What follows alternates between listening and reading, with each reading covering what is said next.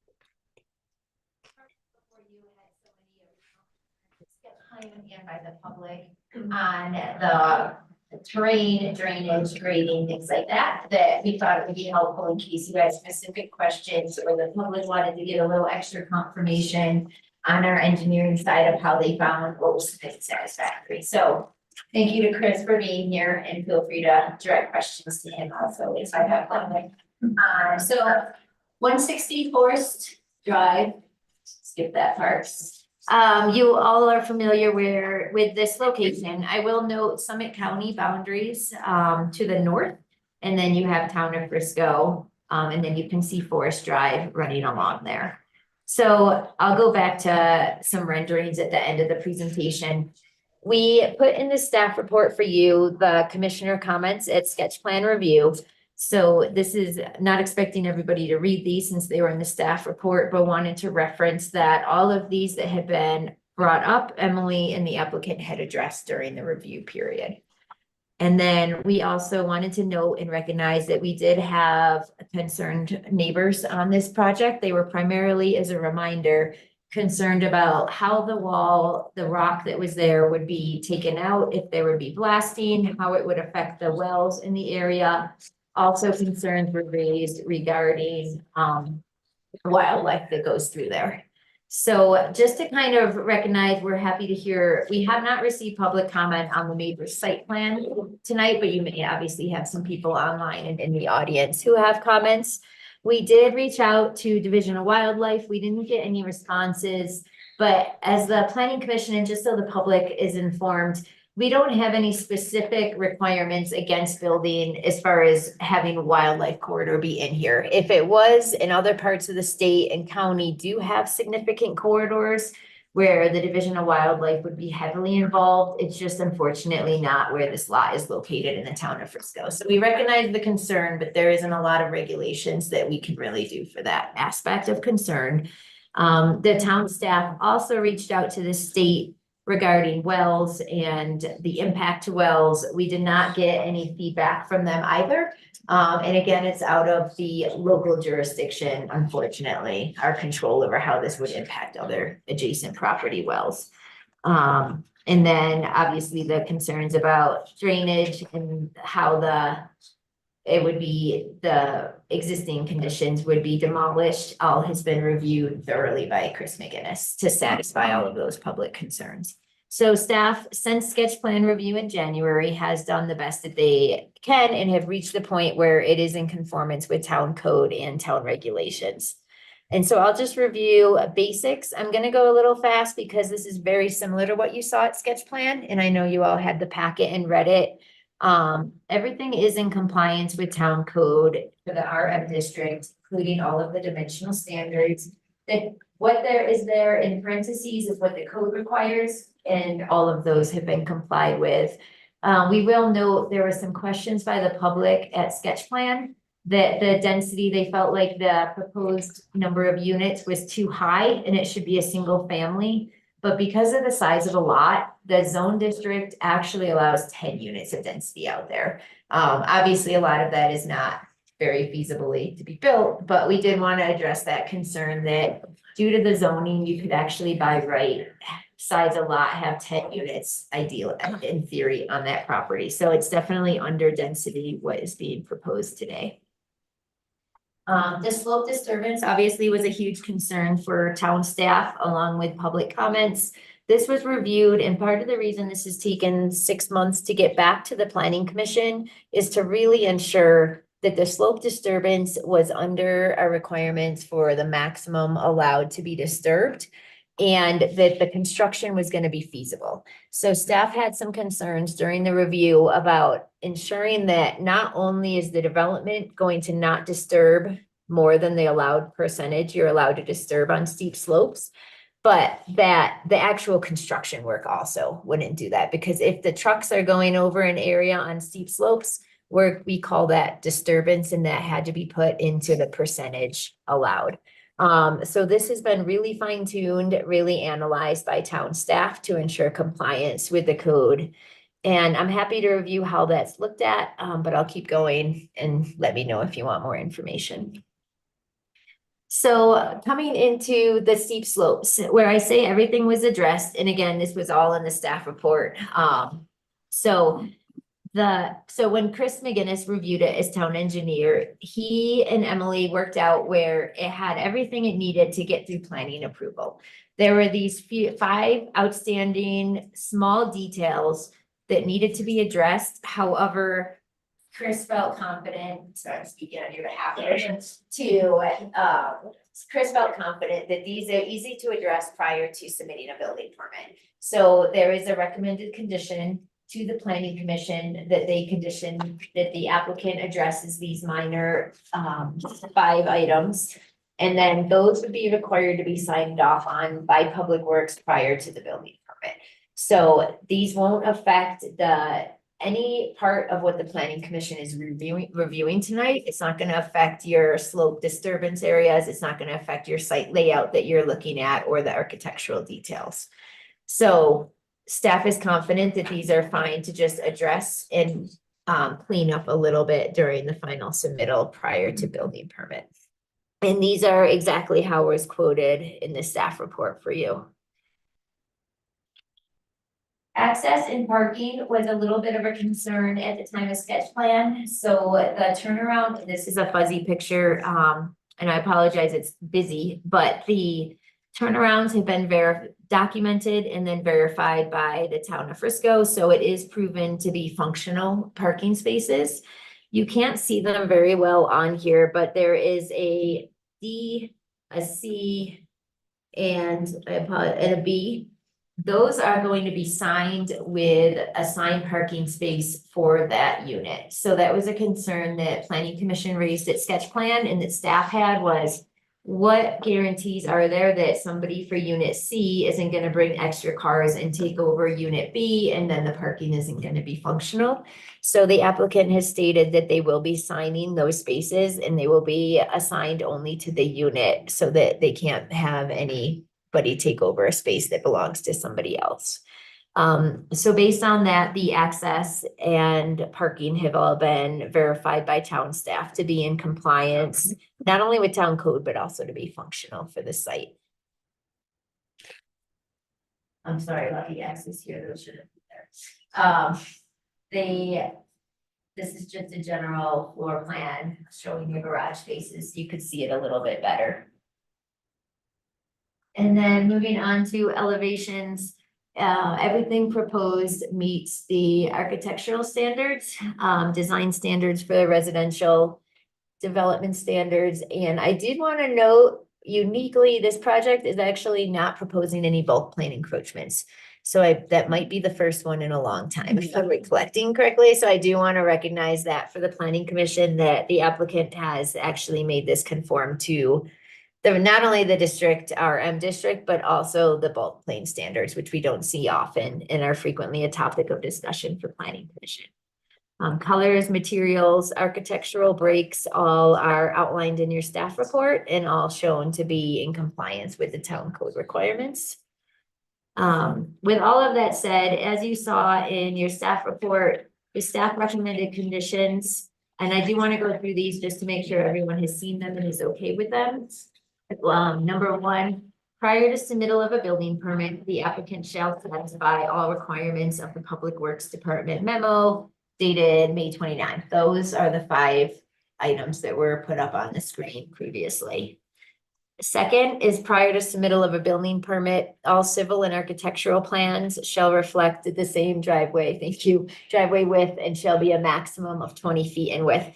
So there was just a discrepancy where the plans didn't have the exact width, and so those need to just get cleaned up. So that's a very simple detail for the applicant to take care of. And the town will take a look at that and make sure it's done before submitting a building permit. The reason for prior to submittal of a building permit for the first 2 conditions is that if they submit and it doesn't meet that criteria or condition, then it backs up the whole process and then staff has to deal with a whole nother submittal. So we want it taken care of. So before when they submit a building permit, everyone has a complete set of plans that have these addressed. So that's why we're recommending prior to submitting a building permit. And then we just put in our standard ones, 3, 4, and 5, just kind of reiterate that Summit Fire Summit County GIS and Excel Energy all have requirements to be satisfied prior to issuance of a building permit. That's standard, and those are just typical for all projects. So with that said, I know I went fast. The recommended motion that was in your staff report, staff does recommend the planning commission consider approving the project based on the findings that were stated in the staff report, along with the conditions that I just reviewed and was also found in your staff report. Thank you, Katie. All right, so now we're gonna do questions of the commissioners to the staff. Not comments, but questions. And we'll start with Ira. You said comments, not questions. No, Questions, questions, not not comments from the They have staff. to be worded. So my question is about steep slope. If this were a flat piece of property, they would be entitled to 10 units. So how does the steep slope ordinance work? Does it look at how much steep slope there is and then minimize how many units are allowed? It doesn't do that, but what it does do is say the applicant is required to, first of all, have the topo study and contours document exactly what the slopes are. And the two that we care about, the two ranges of percentage, are the 15 to 30% and then greater than 30. So we start by having an applicant, basically you could look at it as a color. They're going to give us the greater than 30% slopes in green. And then the 15, that's not, oh, don't go with that color back here. Okay. Sorry, I should use the color that's not before you. And then 15 to 30%. They give us the square footage, so the total area that fits in that range. And they can only disturb a certain amount of that range in a certain percentage. So if they had 100 square feet, that was 15 to 30%.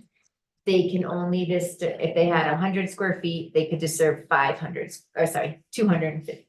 20%. 50%, 50 half of 100. So should have picked a bigger number. So it doesn't limit the density necessarily, but it limits what you can build on. And so because of that, there's a lot of area on this property that exceeds that slope, and they cannot disturb more than 50% of that percentage. And therefore that automatically limits the footprint they can build in. And therefore to get parking and floor area, it naturally reduces density, but we're not actually saying density is reduced. It's if they could fit 10 units in their little box, they could have fit 10 units in that little box. Okay, Does that make sense? Minus my Yeah. math. yeah, I just don't know how much I like that kind of approach. Yeah. But, you know, And we're happy to relook at this over time. This part of the code has not been modified in years that I'm aware of. So I think Chris actually also has ideas he would like to modify, so it may be a topic of future meetings with the planning commission of maybe looking at modifying the steep slope section of code along with others. right, because that's critical to this development. Yeah, and it wouldn't affect this development if we changed it down the road. Right, But it's a that's good, not fair. yeah, since you don't see this often and you're thinking of these things, we actually would welcome you. Not tonight, but give us some comments another time. Okay, Thank you. Thanks, Ira. Candace? Oh, hang on one second. Can you explain what those colors are again? What is? I will let the applicant explain the colors when you get to Okay. their presentation, only because I off my head don't know them. I apologize. I can also look at the staff report though. Yeah. Thanks. Yeah. Candace, any questions? For Yeah. Katie? Yeah, so you said, I think some of the like engineering comments are still outstanding, but you don't think that any of those change the meaning of the code, is that correct? Yeah, I think we have some details and kind of a little bit of fine tuning on the grading and some things with kind of cobble and the swales and positive drainage around it. And there's some things with waterproofing, kind of some of the stuff with the drainage and grading that's difficult about the site, but we don't see that affecting kind of the overall disturbance area and kind of the UDC portion of the code. Okay. That's my only question. Chelsea? No questions for staff. Jessica? Yeah, so just, and I don't know, let me know if this is better for the applicant. This line around here is the limits of disturbance, essentially. So is the plan, I mean, it's a really awkward line, right, to like meet these numbers. So is it gonna be like required that a surveyor goes and like shows where each of these things are, and then they like install what will be installed. Construction fence, actually used to be, so luckily, since we've had Chris, we've enforced this better. In the past, we have not been good at it, and basically it's been trampled over by construction vehicles, so do you wanna? Yeah, so we have some requirements, and I think it's in one of the documents here, kind of talking about construction fencing at the disturbance line to a chain link construction fence, sure that it stays within this boundary and doesn't grow. This boundary to even put up a chain link fence is like, I mean, right, like it's the dark line that I'm looking at, right? So in that upper right-hand corner, is that the right line? Mhm. Yeah, so you're coming in, then you're going over, then you're doing this triangle jet out, and then you're doing this little tiny thing. I just don't, I don't want to speak for the applicant, Yeah. but so the kind of the purple is the limiting factor because that's where they're right at the max. And I Okay. think the yellow is where they kind of had some room. So I think they're kind of showing that go out since they have the room, but I'm guessing in reality that chain link fencing is going to go more in a straight line, kind of following the edge of the purple. yeah, like in reality, I don't know if this is, and we're coming right up against, right, the maximum. 2/3 of a foot away from the max. Yeah, and so I don't know if I'm buying that this is a realistic way to install construction fencing is, And the but we planning have. commission can definitely recommend a survey delineating it. Kind of like how you require an ILC would be something you could have as a condition. That we always do an inspection on the fencing prior to issuing the building permit, and it could include documenting that it's in the accurate place. Okay, Just- thanks. it's- Yeah, It's absolutely. a great point you raised. Yeah, Thank you. and then just one other minor question, obviously there, you could build up to 10 units, the slopes do not allow such a thing. So we're gonna build 4 units. Was there any just talk about extinguishing that 6 units of density? Or anything like that? No, and our code doesn't have any requirements for that, so, Sure. no. Thanks, that's all I have. That's a great question. Andy? Yeah, Chris, this is probably for you as well. I'm also concerned about that northern fence line. It's 2 feet away from the building and they have a 17-foot vertical cut. Have they told you how they plan to do that? So it's further than They 2 would- I feet would now. assume that they have provided a shoring plan to show that they can do a 17-foot vertical cut within a 2-foot horizontal distance, right? So let me look at let me see if I have a measurement on what the feet is. Because it did get pushed further north, so it's not 2 feet now. But yeah, I mean, it's close. But you know, they have to get siding on that building. They have to dig 17 foot down. They have to put a footing in. I just don't understand how they plan to do it. And I think it can be done, but they would need to prove that they're gonna do it that way. And I would assume that means full shoring plans and probably a chain link fence set in concrete up there. You know, I know we have neighbors with kids around there. Can't have that fence falling into this hole. And I think that's gonna be on the town to make sure that that fence is solid up there and right where it says it is. Yeah, and we can add but- that as a condition, both of those. But then what about shoring? Do we require a shoring plan for that or do we have one? So. I think we would require that before building permit, wouldn't we? I think we have, we've done that before on other ones to ensure that. That's part, that would be So, required yeah. permit. Yeah, we also have a really great internal policy that was written years ago on construction management plan and requirements that go above and beyond. And somehow that was dropped and not being used over the last couple of years. Sorry, what? Sorry, somehow that was dropped and not being used over the last couple of years. So that's another thing that Public Works is doing, is bringing an actual, for applicants, construction management plan, like, here's what you actually have to do, where it's admittedly has not quite been enforced as well the last couple of years. Okay. But those are great points, especially the concrete, the chain link fence and the concrete. And I do know, I did ask Emily to explain how that was gonna meet the disturbance, because I had a lot of doubts on it. But it was last week when she was reviewing it before her last day, and I'd rather the applicant explain instead of me trying to translate 3 times through. So I don't know if I trust myself to be accurate, but we'll let the applicant, when it gets to them, I'd ask them that question too. I think it can be done. It's just gonna be difficult for them and we're gonna have to hold their feet to the fire to make sure that it stays, because they're, again, 2/3 of a foot away from over disturbing the site. So clearly they're right up against it. So, all right, I don't have any other questions. I don't have any questions with for staff. Thank you. My only question is, hang on. So we don't need to consider adding a condition of approval around the shoring Would you require that no matter what from when you sign off on their permits? Yeah, I think we would we could just kind of say it's part of the construction management plan. That would be kind of with the cut so close to it. That I don't think it'd have to be a So- additional condition. You don't think it needs to be an additional condition? Is that what I heard? Right. Okay. Yeah. Ira? we'll Oh, hear on just the- one more thing. I saw a lot of resident comments, concerns about their own particular private water supplies. Yeah. I'm just wondering if dynamite or some real forceful excavation was done, in your experience, have nearby water supplies have been affected?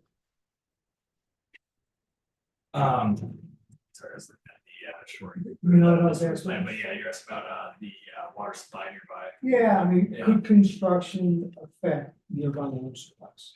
So they're not proposing blasting, so they have a plan that they submitted on rock excavation methods. It's kind of typical rock excavation, no blasting or anything like that.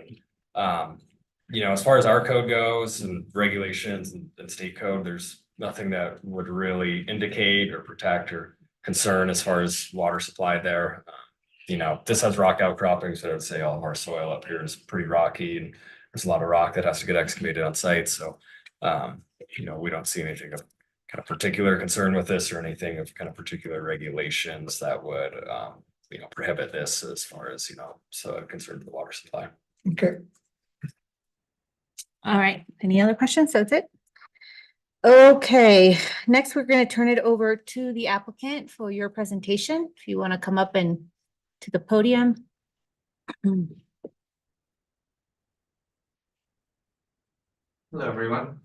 Hi, my name is Seth Francis. Good to see you all again. I also brought Jared Buckskemper, who's the architect, and Tony Vasquez, who is the civil engineer, to answer some more specific drainage questions.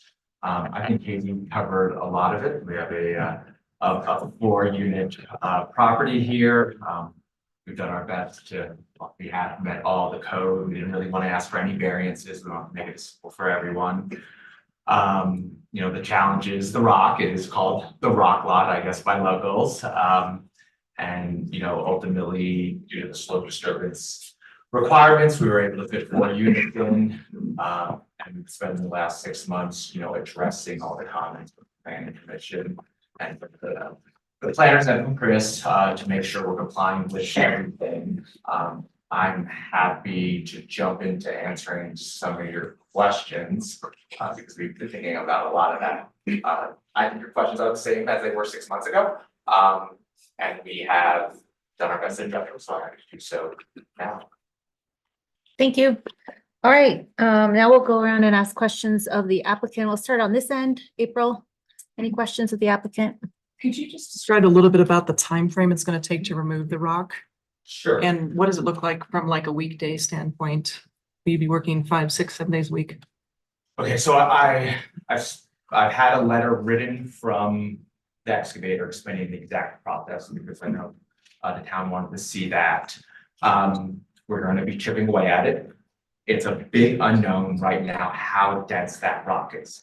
If it's softer and some big pieces come off, it will move faster. If it's dense, it may require lots of little drills, replacing them. But yes, it would ultimately be during the weekday. What do you think? Weeks, months? How long?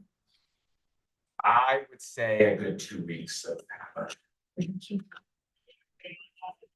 That's it for me right now. And I'll just add really quick, the town does have a noise ordinance and that construction is limited and I apologize, I think it's 7 AM to 7 PM-ish. And that would be enforced. And so if they were going outside of the time allowed by the code, a neighbor would be able to call and file a complaint to our code enforcement, who we have starting and we will have hired and starting in July. So we'll have somebody on board. Yes. Did you say that they don't work on Sundays? Is that a thing? Or did I make that up? I think I can pull up the codes. That's it for me. Okay. Andy? Yeah, I mean, I guess you can take on the question that I had for staff as well. Just how do you plan on doing Yeah. that uphill Okay, side? so when you first saw it, there was 2 feet buffer. So we increased that to 4, and then you see that little triangle, which is a area we could disturb because it's 15 to 30, and we have room there. So the plan would be is that the excavators are very good at making sheer rock walls. They've done a lot of stuff in Summerwood, which I don't know if you can know, there's a massive house going up there. I think it's like $1 million worth of excavation, something crazy at the amount of rock they've removed. So they're very good at chipping away. So once that's done, we'll chip away to that disturbance line. You'll be able to form the foundation from the inside. You'll have 4 feet to remove the forms. We'll be able to backfill from the inside as well. We're gonna use cell compacting gravel. So you don't have to really get in there and pack it all down. You'll also be able to frame a lot from the inside as well. But when you get to the siding, that is a concern. The solution to that would be pump jacks, which don't actually take up a lot of room. Scaffolding are big. On my house in Blue River, we use pump jacks. They only take up maybe this much room. So you could do a lot of the siding with pump jacks. And we also put this in a plan that we submitted to the town planners. Okay, like I said, I think it can be done. It's just not going to be easy. And I think that, we want to make sure that fence, again, with the neighbors and the size of this hole that's going to be there, we want to make sure it stays safe for anybody that's around there. So as long as that fence stays where you say it's going to be and doesn't budge, you guys can, I think you can do it on the inside. It's just going to be tough. Yes, it will definitely be tough and challenging. I did already reach out to Strategic Fence down on Airport Road, about the demarcation. And it took a couple back and forth being like, I need the fence right on this line. And I did submit that to Emily as well. So she has that demarcation. And yes, the challenging parts are getting that fence to stay on the rock, on steep slopes. I hear your concern. They say, yes, we can put little concrete pads down to hold it, sandbags. I think I'm gonna have to see how that ultimately looks. If we're gonna need to drill into that rock to keep it there, then we'll definitely do that, because you're right, I don't want anyone playing on that rock. Okay, I think that's my main answer. Thank you. Jessica? So would you go back to that steep slopes plan and just talk me through this? The colors, and I mean, you made the numbers work and you made it work on paper, but installing a construction fence to follow this line does not seem practical in real life. You're, a contractor on site, you're just gonna move it. Okay. I hear Right, you. like, Yes. and you're gonna want a straight line, like there's like a curve and then there's a bump. So. Say you even drill it in, like you're disturbing more rock and you're coming up against like what you're even allowed to disturb. So I'm just like, in practical, like I get it, you made it work on this paper. Okay. But in practicality, walk me through how this will work. Sure. So the real main issues of that line are the pink ones. So green is below 15 degrees, serve that all day long. The yellow is 15 to 30, and we have room there. It's that pink. So it's really the line to the north and your line to the southwest, that one little line. Now, there looks like there's a structure, there is a structure there, but it's a cantilevered bedroom on the 3rd level. So that demarcation in that area, there's actually a lot of wiggle room underneath that box. Yes, exactly where the hand is right now. So that one is actually not such a huge concern there. But yes, to the north on that steep rock, that's really where we need to make sure the fence is secure and doesn't move. And yeah, I'm thinking with the concrete fencing, with the chain link fencing, it's tall, it's big, but maybe have some really big concrete blocks that it sits on. So we're not actually drilling in the rock. Maybe the drilling is not the greatest idea, but I was just trying to think of ways, how do you get that to really stay strong and not move? Sure. And will you have like a surveyor go out there beforehand and mark Oh, yeah. this for you? Okay, Yeah, not only And are we then- gonna have, the construction staking will all, for the building footprint will also mark that line. okay. Yeah, I mean, I would just request that it's that mark from the surveyor is left up during construction. And the town is able to go inspect, because yeah, just to ensure that you're, meeting what you say you're gonna do here. Just to kind of follow up on that in yours, Andy, we did receive a plan already to maintain slope disturbance boundaries, so it kind of talks to some of those things that were just discussed, and it kind of looks like from that, the kind of 17-foot excavation areas of the soils report are showing that's all in the solid rock, right? So that's why no shoring's allowed, because they're not required, because it's all in the solid rock. That's the idea. Now, if we do excavate and we find it to be softer, then I think we talked about gunite in there to really shore up that wall, but we won't know until we start the grading.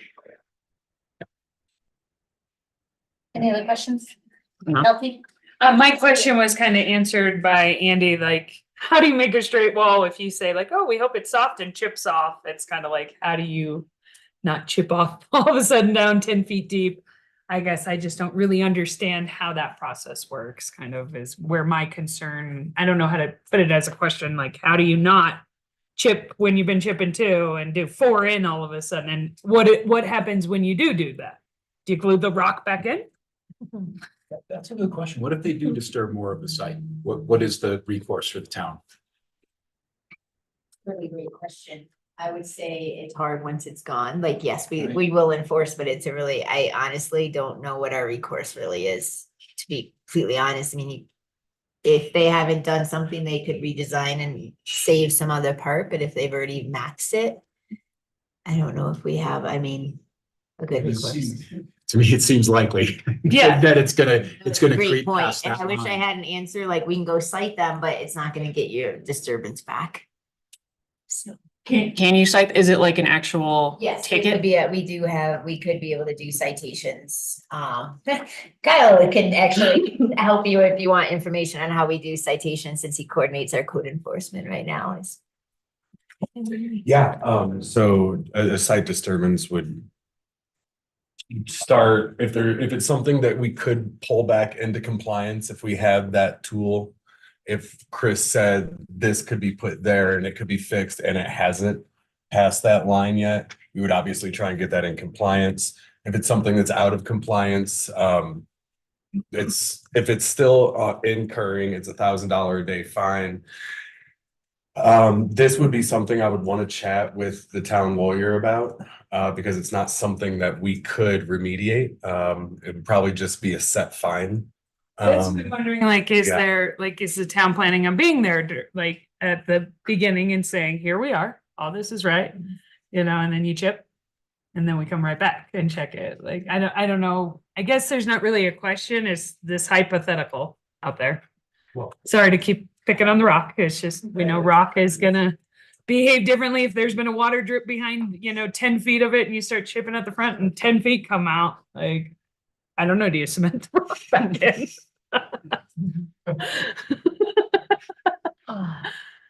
No further questions. I don't have any questions. Yeah, Candace? I have a question about the drainage. So it looks like there's a subsurface drain that goes kind of around the building and then outlets like in the northeast part of it. Is that a low point on this parcel in the northeast?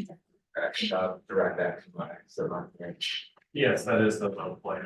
Yeah, partially. And then that's just infiltrates into the ground. Yes. Are you doing any sort of like landscaping to encourage that infiltration or just? So the way we like to divide it is. Do you want to, sorry, yeah, do you mind coming up to the podium and introducing yourself and answering the question? Thank you. So I'm Tony Vasquez. I'm one of the civil engineers working with Seth here on this one. And so as far as landscaping goes with where we plan to put this drainage, you can landscape on top of it, I would say, you can basically do whatever you want. So essentially this is an underground feature. You fill it with gravel and then there's plenty of room for the drainage to disperse into the surrounding soil.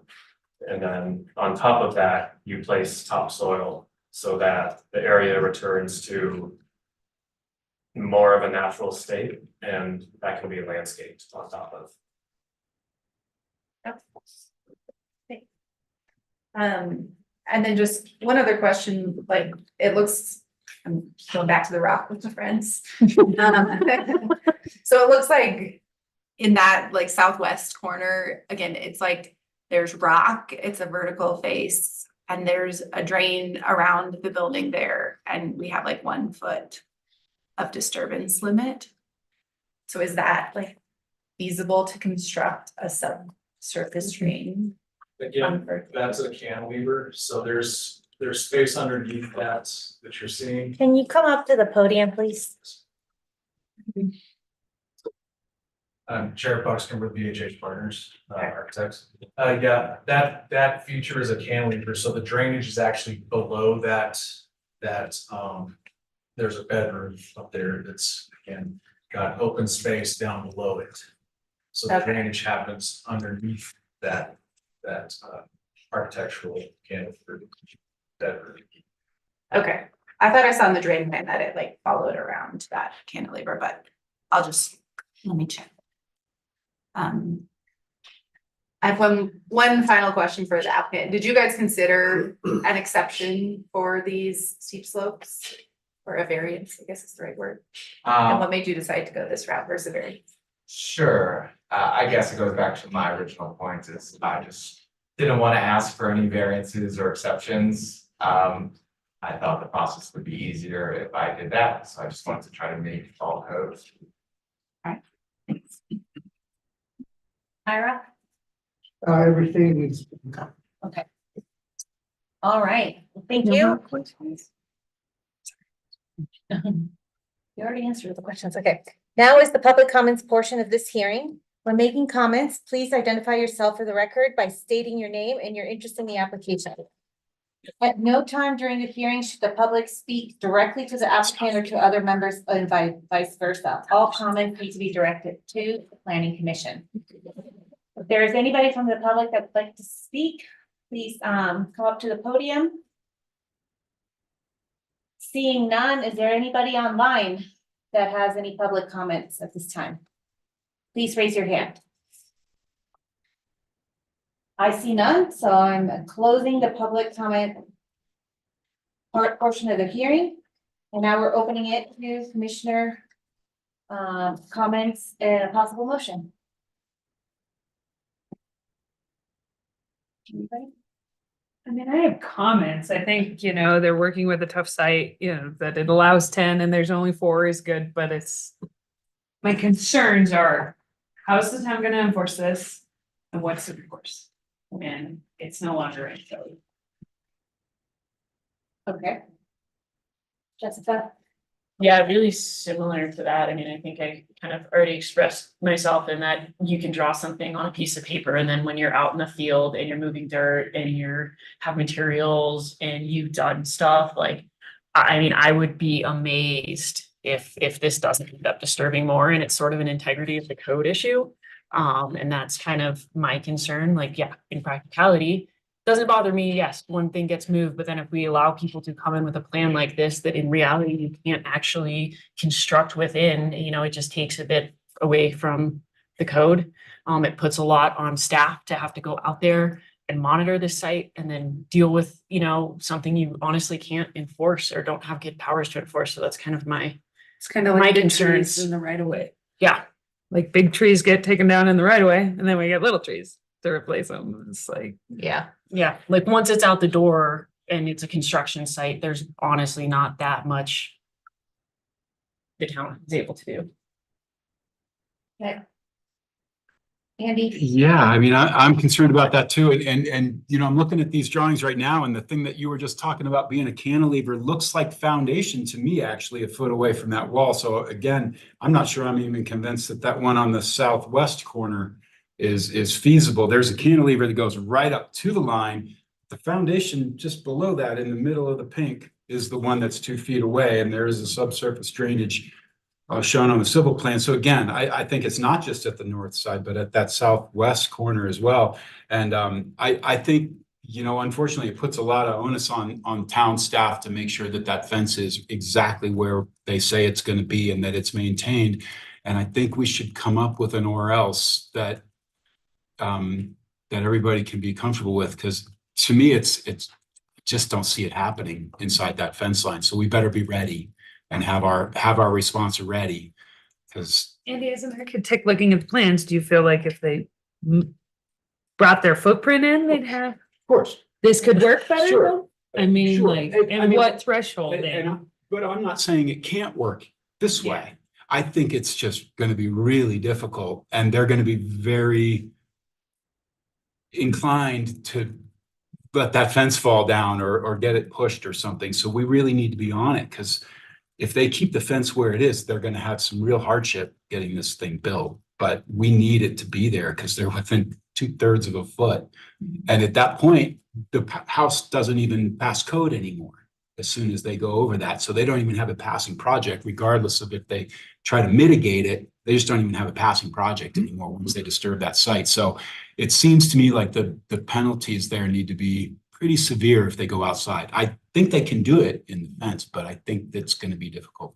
So let's make sure we have that ready. Definitely work in the meantime with our attorney on making sure we have something in place and then connecting that on a staff level prior to building permit with the applicant. Since definitely understand the concerns, also questioning in my head where this is where it gets tricky, right? Where you have concerns and they're definitely recognizable, but yet then where the commission's kind of threshold comes in.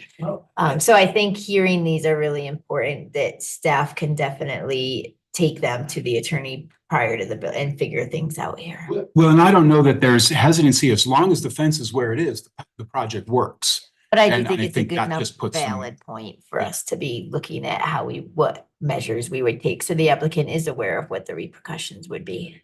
Sure. Mhm. Chris has some great ideas of how we'll change the code to prevent this in the future. Unfortunately, we don't have right now, but. Is it ideal? Oh, sorry, I'll let April go. Yeah, I mean, I'm just kind of echoing what everybody else has been talking about. I'm mostly worried about, like, what if something catastrophic happens with that rock face, and how is the town and the neighbors protected? And I don't really have a good understanding whether that's covered in the code or how that process even works, or whether it's ever happened before. Had experience. And so do you just like go in good faith, and if something catastrophic happens, we work through it together as a team, or? I think it's like any construction project where there's risk, but that's on the contractor and the developer if they're not doing something for a code, if lots of projects that don't have rock, if there's excavation and they're not doing something per OSHA and there's a trench cave in, or, I think there's always scenarios, and it's, it's kind of up to the contractor to follow those and at their risk. So I don't think we can necessarily, we can just kind of regulate that it meets the code and can't kind of look at all the possible worst cases that might happen. Yeah, I don't have any other questions. I echo what everybody else has said. I've been in engineering and I've drawn these lines on plans, and then I've gone out to the construction site and they're blown out of the water, and it's really up to enforcement. And I don't see a feasible engineering way that you can scale, even if you're just scaling and not blasting these rocks. I don't think they're soft, is my guess. That's an assumption, but I don't think you can scale to these lines that we have drawn on the plan. And with how tight things are, I just feel like we have a plan, we're putting a lot of onus on you all to enforce, when we could just take a step back, and this is not what you guys want to hear by any means, but say, like, offer a variance here and say, what's a reasonable fence line? What can they actually build and stick to? And then how can we kind of trade some benefit if we're exceeding this part of the code?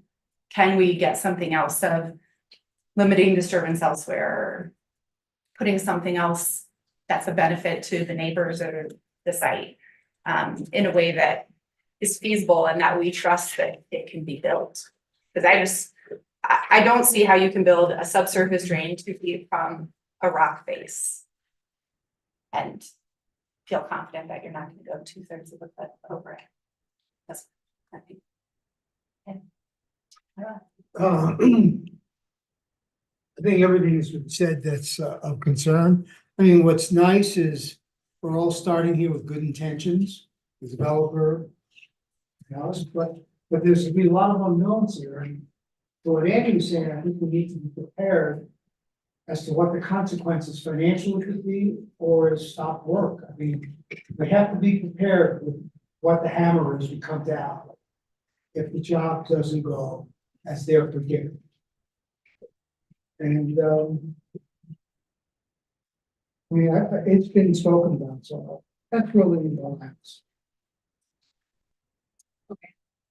I have two questions. One is, Chris, you said you have ideas around amending the code. Are those the code over steep slopes or what other code? Yeah, I think we were talking about steep slopes, right? And just because I think this isn't unique to this project. We've had ones in the past where, the code states that you have these max areas and it doesn't talk about a setback or any sort of area like that. So it's, kind of had these where something shown on paper, but then the reality, it's tough to enforce that. So, there might be options where change it and there's a setback from those, or we kind of dictate a distance that we say is reasonable from, kind of the foundation to where that max disturbance line is. Because right now, someone can draw it 2 feet off and we might say that seems unreasonable. We don't have anything in the code that really says where that lands. So for the record, there's no distance to the limit of disturbance line, right, in the code? And every other code parameter is being addressed? Correct. Yeah, that's the. Yeah. I did want to just weigh in and just say, I like the creativity of the variance. Staff would not support a variance because there's no hardship to require the development to be built out like this. So staff would not support a variance request for this. They could apply and the planning commission can grant it. But the staff's and technical answer to a hardship for a variance is you need to reduce your footprint or have less units. There's feasible use of the property without having to grant a variance for a new construction. So just kind of, I like the creativity in the suggestion and the ideas. But if that for a little informational, staff would not support a variance approval for this.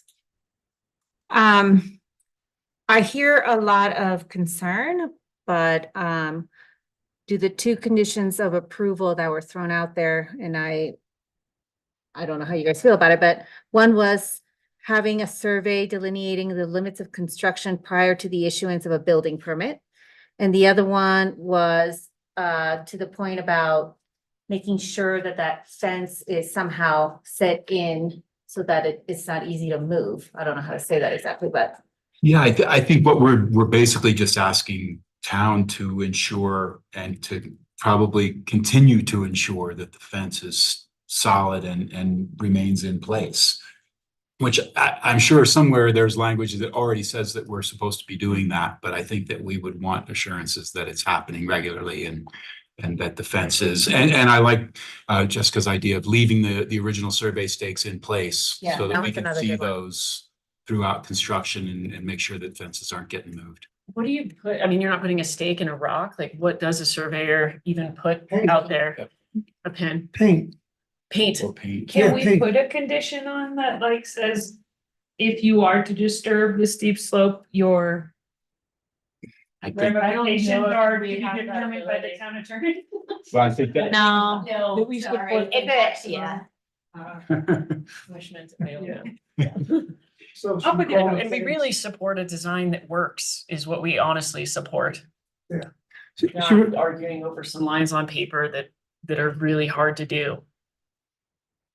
But there's no requirement in the code Right. at this moment in time, so. To deny, but we can just ask for, I basically hope you guys are keeping an eye on it and that we have a sufficient hammer to make sure they're incentivized to keep that fence in place. Yeah, and staff would definitely support having a survey of the fence line because like Jess pointed out, we can go out there and look, but it's really hard to scale it. But if we have it submitted on the site plan, then we can ensure it matches exactly. After it's installed, they survey it and we compare that and measure that and overlay it to this. That would be beneficial to making sure it gets installed exactly where required.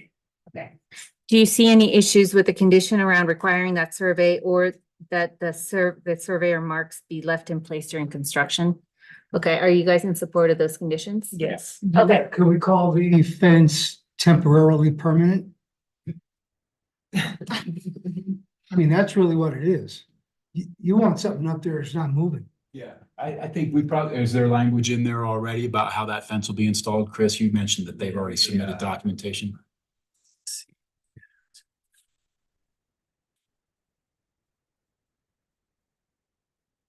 You'd say it's a chain link, but, and I think, obviously everybody wants it to stay put, but yeah, more we can do. And we are requiring chain link. We have not historically, but that started since we luckily had Chris join the town team. Something right now. So it says a metal chain link fence will be added on the slope disturbance boundary as per the site plan. What was your question about the chain link? It talks about how it would be installed, because chain link can just be on flat pedestals, right? Or it can be actually set in concrete or a number of other ways. I'm just wondering if there's any language in there about it being temporarily permanent. Yeah, it doesn't talk anymore other than that, but we can we could kind of require an update to this in the construction management plan. Maybe just saying something along the lines of, that it be installed per town engineer requirements or that Chris needs to improve the installation methods. And you could take that to, as a suggested condition, could be along the lines of prior to submittal of a building permit. The applicant shall provide detail on how the fence will remain secured during the length of construction. And give somebody there a right to say yay, yeah. Will remain what? Will remain. Secure during the length of construction. Construction materials, Duration of do construction materials all need to be within that limits of construction fence? Okay, it's really tight. except on Granite Street, like the other street. Or whatever else street that is, 8th. Okay, does anybody want to suggest a motion? We talked about 3 different conditions of approval. Looks like you've got them written down. Am I allowed to take a motion? Well, Why don't you read them and then whoever motions can acknowledge those 3. Just Okay. that way we have them clearly in the record too, so we can type them up the right way. That a survey delineating the limits of disturbance limits of disturbance be submitted prior to the issuance of a building permit.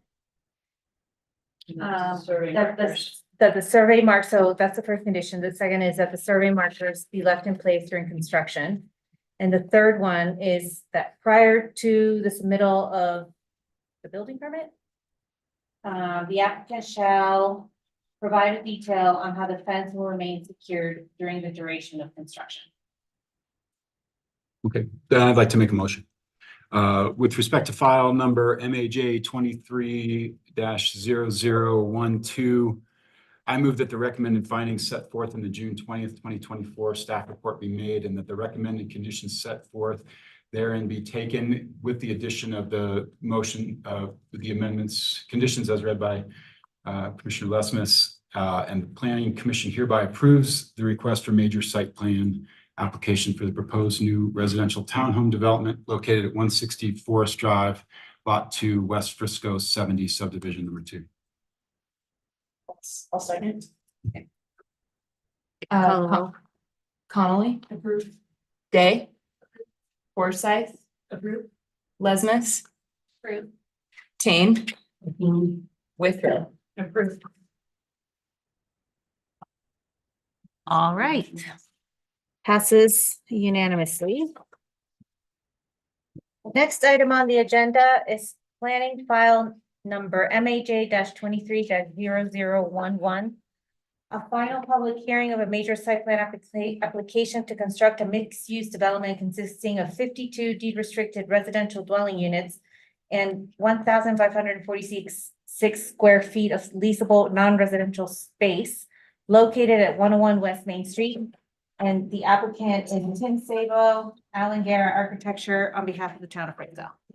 And Madam Chair, at this point, I need to recuse myself from this next item, so I will say goodnight. Good night. Thanks.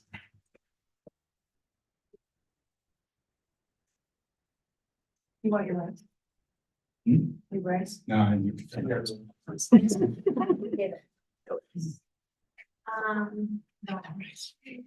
How about carpet? And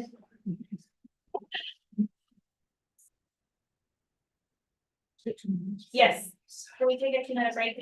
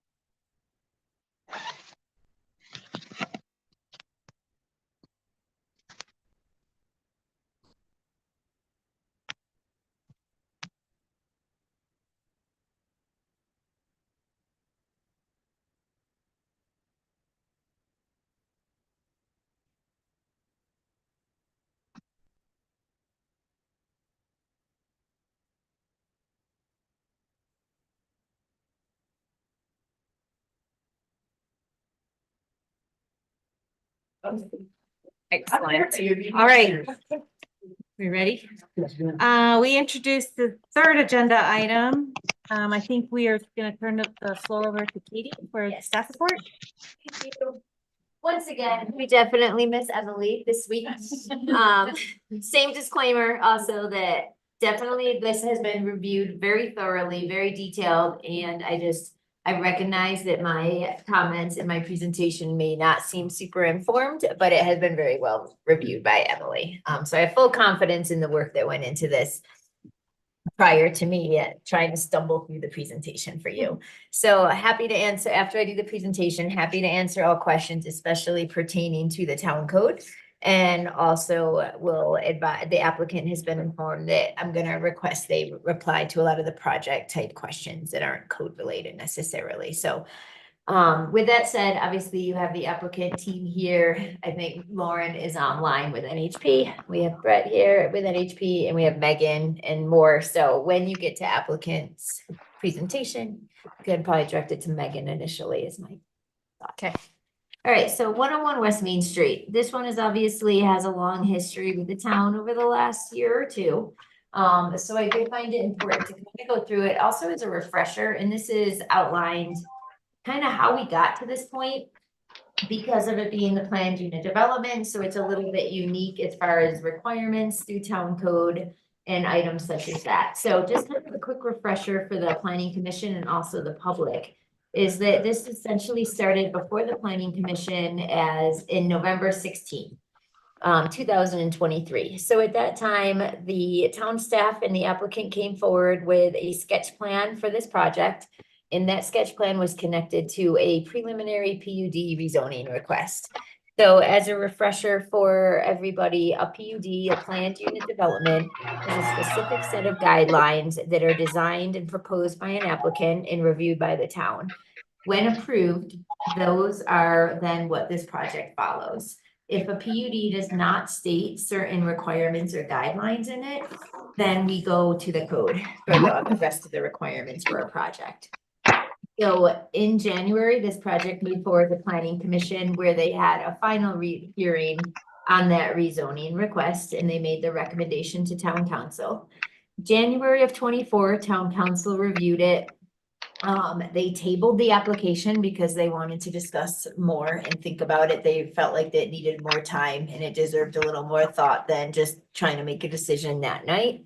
So it got continued to February 13th, at which time they ended up reading the first reading of the ordinance, which is a required document that makes that PUD legal, was done on February 13th.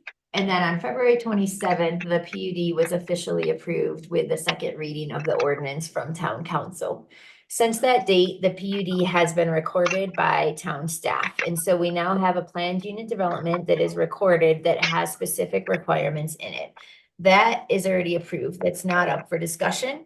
And it includes things such as the parking being allowed on the street, the management plan for on-street parking. That is all in this document that's already approved by town council. There are conditions that were added and there are a lot of parts in there that the applicant can't just go change that without having approved by Public Works Director specifically as far as management plan for parking.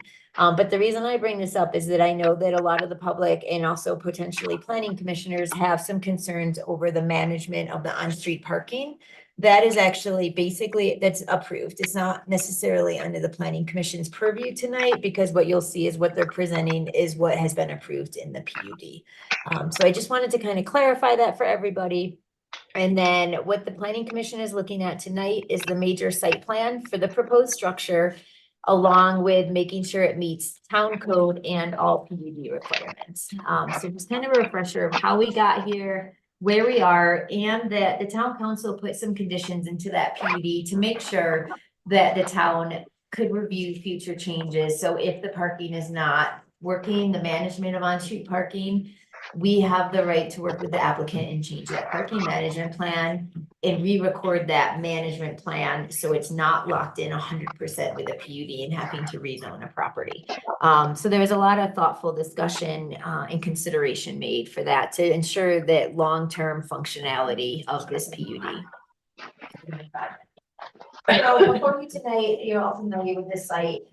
The project itself is proposed to have 52 restricted residential dwelling units. And included in that, which is also part of the PUD, is 1,546 square feet of leasable non-residential space. As a refresher, that leasable commercial space was a big discussion item during prior meetings because the town, especially planning commission, really and council really noticed that they don't want to lose that vitality and connection to Main Street with some pedestrian uses or other type uses. So the applicants in the planning commission and council had also discussed just allowing residential units in this structure, and it was decided that they would have to have some non-residential space. So that is being applied for as required through prior conversations and meetings. This one is again, a little tough to see, but you can see on the left, the existing condition of your existing building that will be demolished. And then on the right side of the screen is the proposed layout of the building and landscaping. You can see is an abundancy and more than town code requirements, which we'll get into. And then you have a parking lot in the back, and I'll also review the parking in more detail as I go through this. So part of this that's new to the town and new to reviewing is our Affordable Housing Development Incentive Program.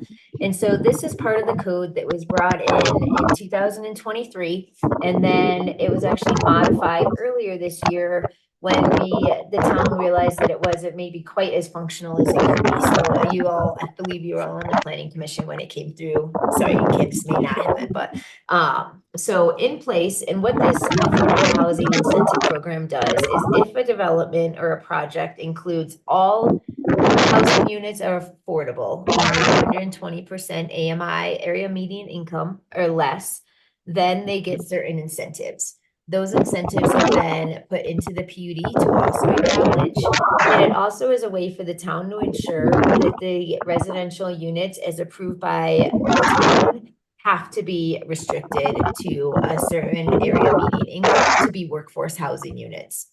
And so that is being used through this project and also through the PUD. And then we already talked about PUD, so I'll skip this part, but if anyone needs a refresher on a PUD, please let me know. So going through the application itself, as far as dimensional requirements as required by the PUD, you can see here that all requirements, dimensional density, minimal open space, maximum lot coverage, setbacks, and maximum building height are all in compliance with the requirements.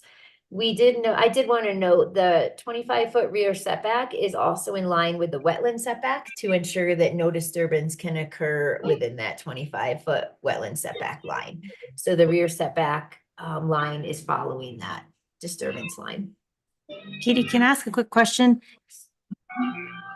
So these dimensional requirements, this is reduced because of the incentives? Correct. Okay.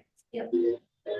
And all of these are set into the PUD with the exception of the open space isn't in the PUD, so we refer to the town code for that one. And then permitted uses are allowed per the PUD, and that would be the commercial and the residential units.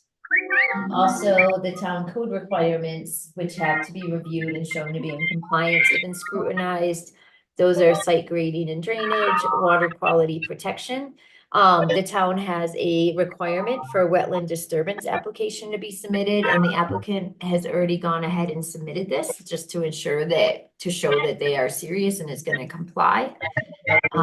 Vehicle and pedestrian access has also been reviewed and is in compliance with the requirements of the PUD and the code. And we did have a traffic study was submitted that was reviewed, and that did confirm that based on the proposed uses and traffic counts, the adjacent intersections will operate in an acceptable level of service through 2045, which is basically the timeline that we require looking through towards. And then as noted, I'll review parking a little bit more on the next slide is in compliance. So I will let the applicant address during their presentation if you have more specific questions on parking, but I wanted to note the applicant is proposing, which is permitted, some car sharing parking spaces in that back lot. So this should lower the amount of parking required by residents there, in theory, if they don't have a car because they happen to not have a car because they have a car sharing program to do that. And that is something that the applicant can address questions on the actual management of that car sharing program.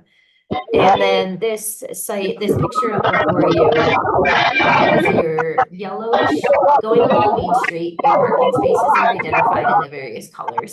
We have 11 that are shown in a yellowish color. Those are the residential, those will be signed residential parking. And the reddish color would be for people going to the commercial site. And the proposed blue are just public parking spaces as a benefit to the town that would not be allocated to this project. So the applicant is just proposing to provide some additional spaces. I mean, it's good. I like to run it there. Honestly, it's like, the closest part to be a long run after.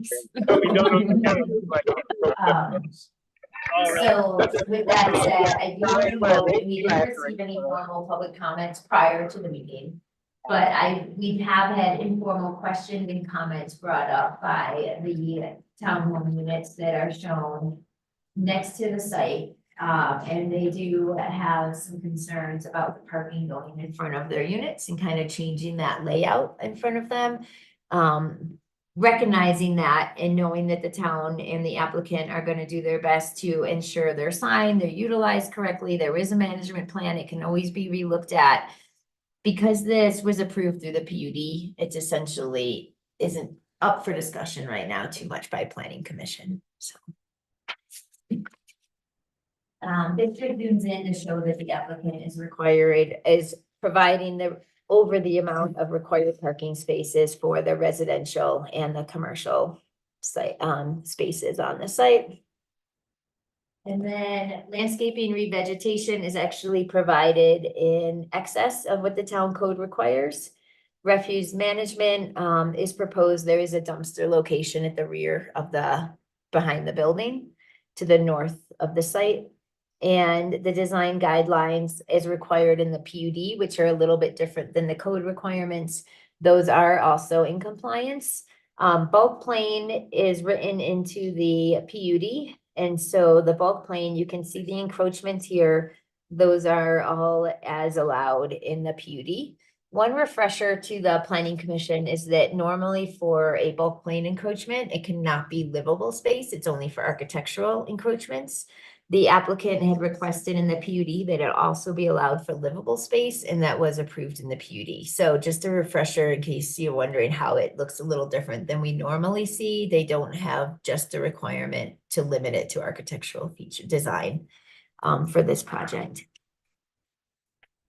Project rendering, just flipping through. I know you've seen these, and I will leave these up. I'll go back to them when you're on questions. 3 recommended conditions were in the staff report. One of them is prior to the issuance of a building permit, the applicant should satisfy conditions of public works and the town engineer.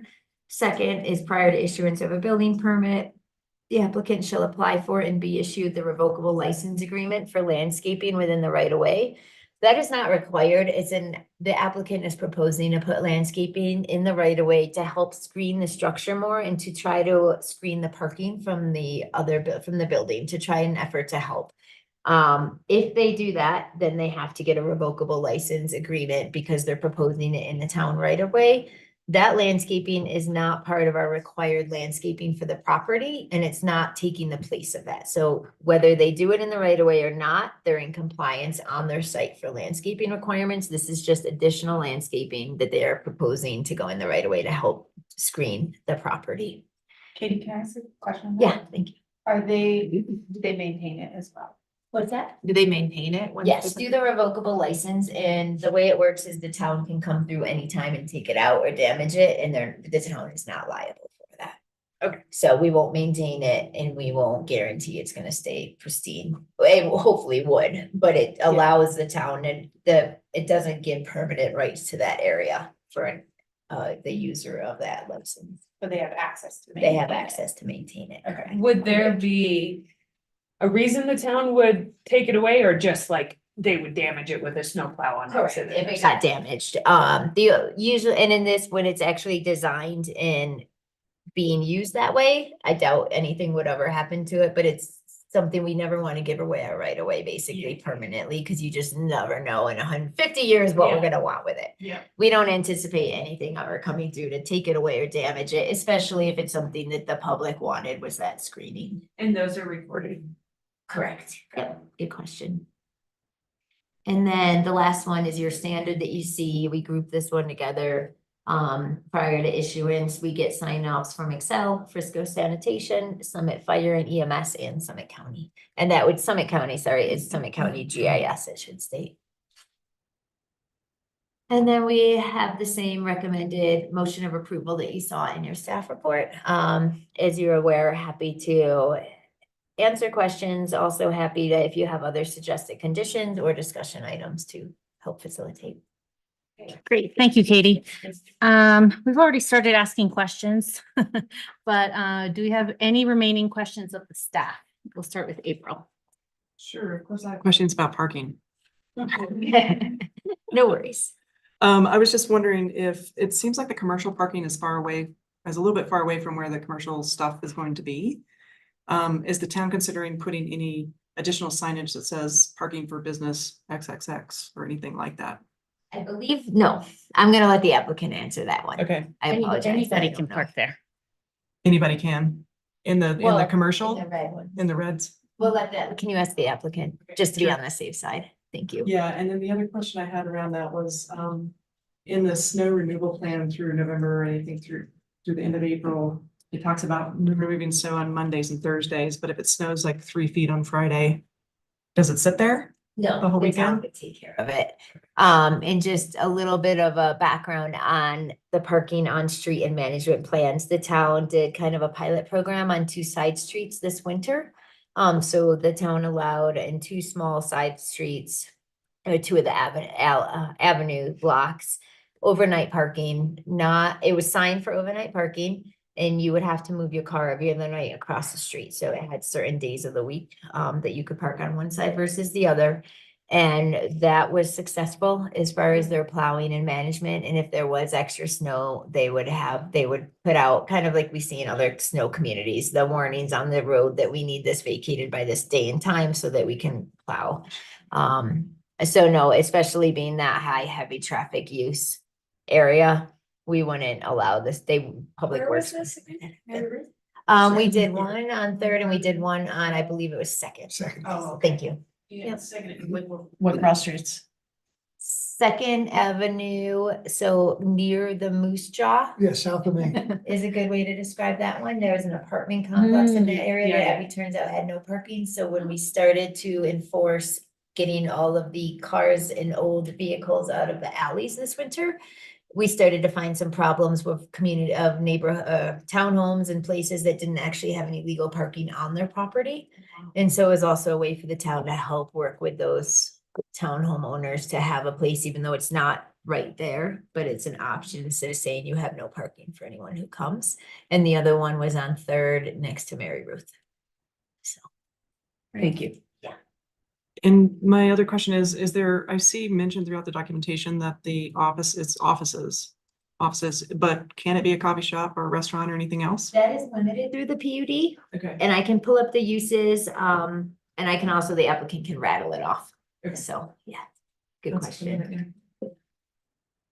All right, Jessica, No. questions for staff? No questions, thank you. Kelsey? No questions, thank you. Ira?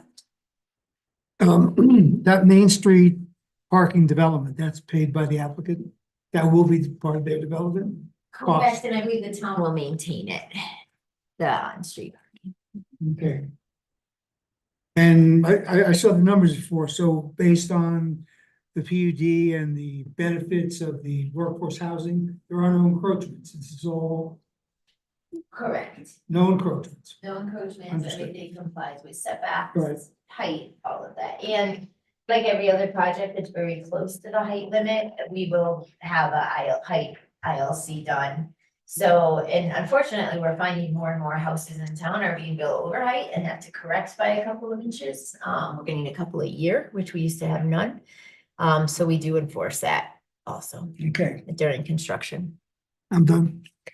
Candace? No question. I have one more thing, Lena, sorry. Sorry? I have one more. Okay. The walkway that was originally proposed by the comprehensive plan, I saw that that's been redesignated. Sorry, this might be too deep for your knowledge. It was supposed to be at the back of this lot for the comprehensive plan of having like a Yes. walkway back there. So has that been abandoned now? That was topic of a lot of discussions. It ended up where it's basically all dedicated, it's on the plat with open space, I believe. And so we could put the trail anywhere we want if it comes down to it. So we have the right to put it in if the town would like. The hesitation as of right now is where it's a great idea, one, where it'll connect to, but also it is a lot of wetlands in that area and we really shouldn't be doing much of a disturbance. And we would need approval also from like Army Corps of Engineer. So we worked out with the applicant, we have the right to put something in there as a town if we feel like it would help benefit in a long-term plan. But we're not having the applicant do it right now because there's also a lot of environmental concerns about actually requiring it to go in. So we have the right to do it, but we're not requiring it right now. Thank you. Okay, so to clarify, yes, you're saying that on a plat, there's gonna be an easement for a trail. I think it's actually already in the PUD, and there's a paragraph in it from in the PUD that require, or that has that on there. And I can verify that. Oh, okay, so on a future plat, you're gonna plat some kind of an easement there? Okay, and can you, just because it looks a lot the same, did something change between sketch and final? I don't think much changed. I'll let the applicant speak to that. Okay. I apologize, that's. No. This looks exactly the same. And what about the workforce center? Where is that gonna go? They are still the town and NHP Foundation are still, we are required to be working on that, and there's been a lot of meetings about it. They temporarily have a location that they're going to, and I don't know if they've decided, I'll let NHP speak to this a little bit more.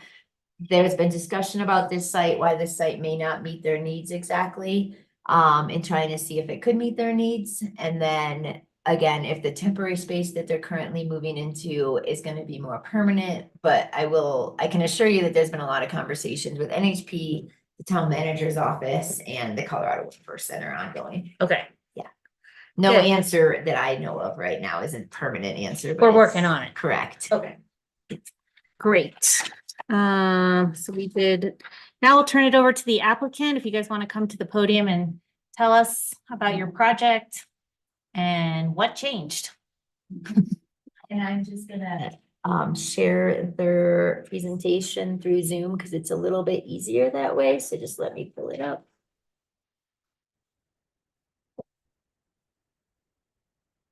A lot nicer than my, sorry, remedial today.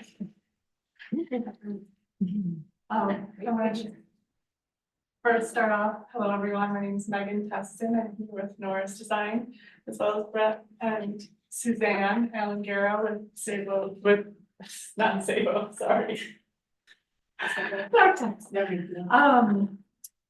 And I just wanted to say thank you. Thank you to the staff and thank you for planning commission. I've stood up here a lot in front of you regarding this project and I appreciate all the time and energy it has taken to get to this point. So a heartfelt thanks to start with, and we will go through, kind of what's changed since the last time we saw you. And if you want to flip to the next slide, please.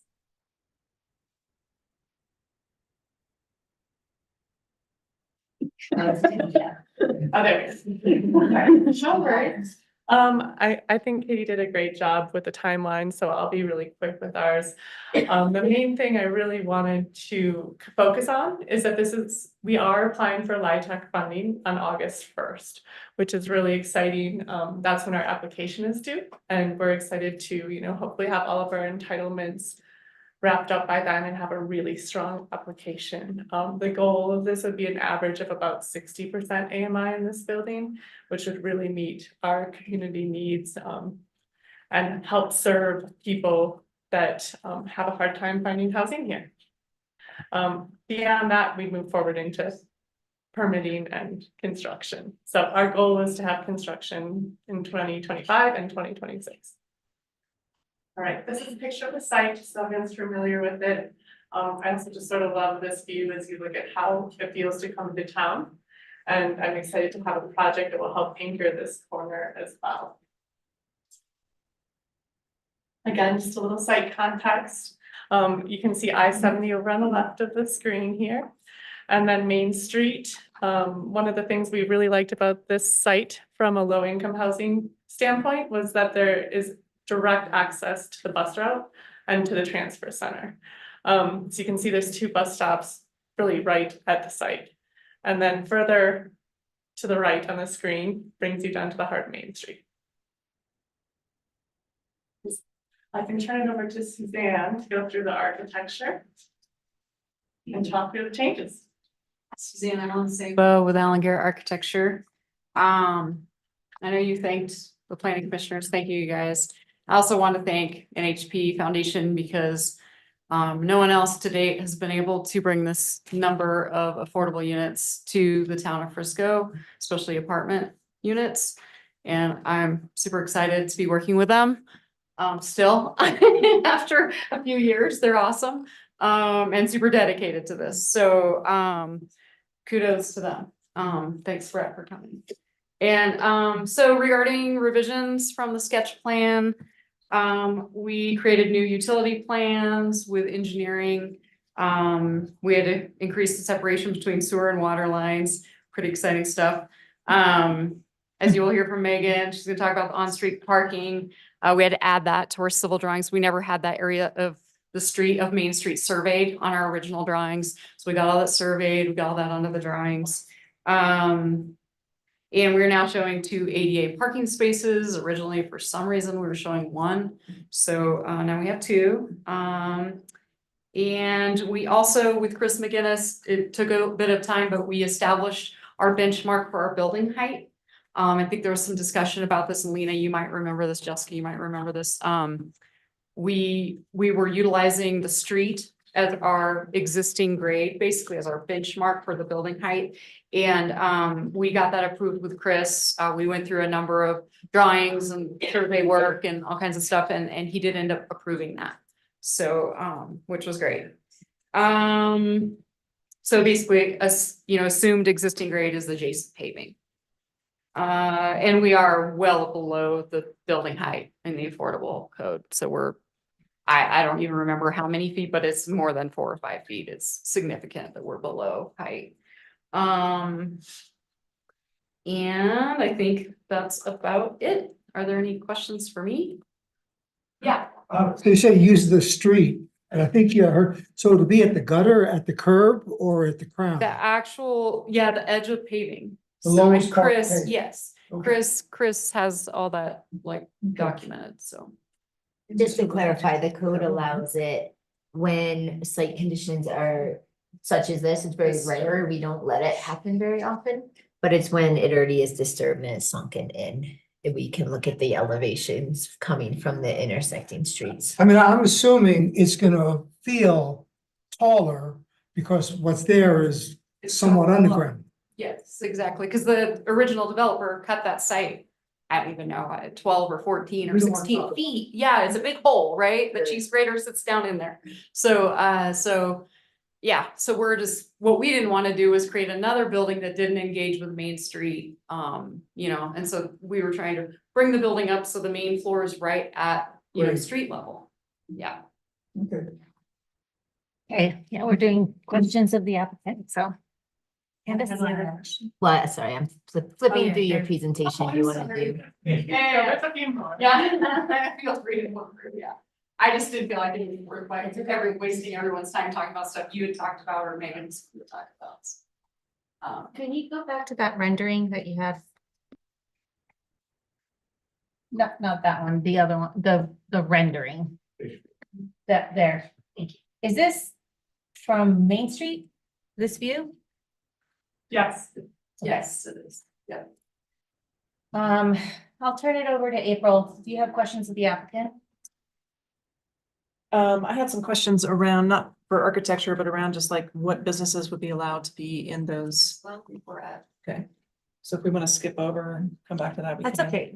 Brent, do you wanna Sure. come up to the podium? Brett Ruby from the NHP Foundation. I'm the project manager on this one. So the plan, ideally, is to have the workforce center relocated here. That is, the relocation of the workforce center is a condition of our development agreement with the town.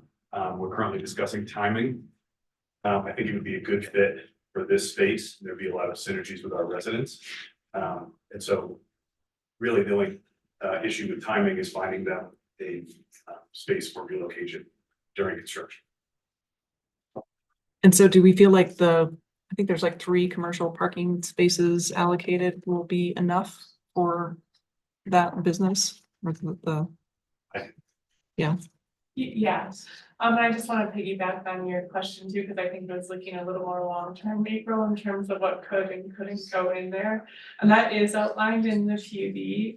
Essentially, there's a lot of uses that could go in there as long as you meet the PUD requirements there. And so there is built-in flexibility for long-term use of that space, should it not be the workforce housing or should it not be offices. Okay. I can read off really quick, if you don't mind interrupting kind of the applicant's Absolutely, part, please. just while we're on it, and I have it in front of me. So commercial uses that are permitted are offices, personal services, recreation, entertainment, retail, arts and entertainment facility, and radio and television broadcasting. Are permitted. That's primarily due to we already have some cell towers that are being relocated, but through, I think it's Verizon or AT&T, and we want to be able to if they want to come back in that site, it would be great for the community to have that technology, so. Yeah, the reason I was asking this was that, you know, if it becomes retail or something else, I think the inclination for people is going to be to try and park on Creekside. And there's going to be the new sidewalk there, and so I just don't know from the town's perspective, are you going to allow parking there? They would be ticketed? Not where it's not shown. Okay. And actually, it's a great question. Sorry, I'm getting off track on the applicant's part, only because I don't think they've been involved in these conversations. We have had some good community input on concerns about parking on that street and already asking the town to put signage in to regulate it better. They have been working primarily with Chris and Public Works Director for that. Chris has acknowledged that until something actually starts going in there, the town won't be putting in signs, but the town is extremely amenable into putting in signs. Showing what the parking rules are, where you can park, where you can't park. But like you said, there is also already the existing, technically it doesn't go anywhere, but a recreational pathway for the beginning of that off of Main Street that will not be allowed to be parked on as it continues to be there. So reassurance is that the town, we actually are grateful that the neighbors are already thinking of that. We're not going to put up signs yet because this project is pretty far off, but the town acknowledges that they can definitely do that. And Chris has put that in writing in an email to them too. Okay. Do you mind sharing the layout that showed the parking? Okay, keep flipping through the slides, we can jump right to that. Well, because. Yeah, so. Which are the parking spaces that are gonna be restricted to the tenants? The kind of yellowish. The color. yellowish, and the other ones are ones that you're adding to these are additional parking spaces than what exists today. Correct. So really, there's 8 + 5 is 13. 13 extra spaces that would be. Yes, 13 extra spaces for Plus the public spaces use. across the street, so those are all spaces where people could park if they're coming over to visit or go to Right. this commercial space. And those spaces will act just like the parking on Main Street currently does. Yeah. So whatever happens with the parking on Main Street, these spaces would fall underneath that same umbrella. So like no overnight parking. Right. Except in the permitted areas, right? Uh-huh. Yeah, okay. Okay, I think that's it for me right now. Okay, who haven't I called on? Did you already call on you guys? Well, we haven't called on anyone. We just kind of. We should jump in. I asked this question, Candace had no questions. Oh, April. Okay, so now Jessica. No questions, thank you. Okay. I have no questions either. Okay. I had one- Go ahead. So about that commercial space.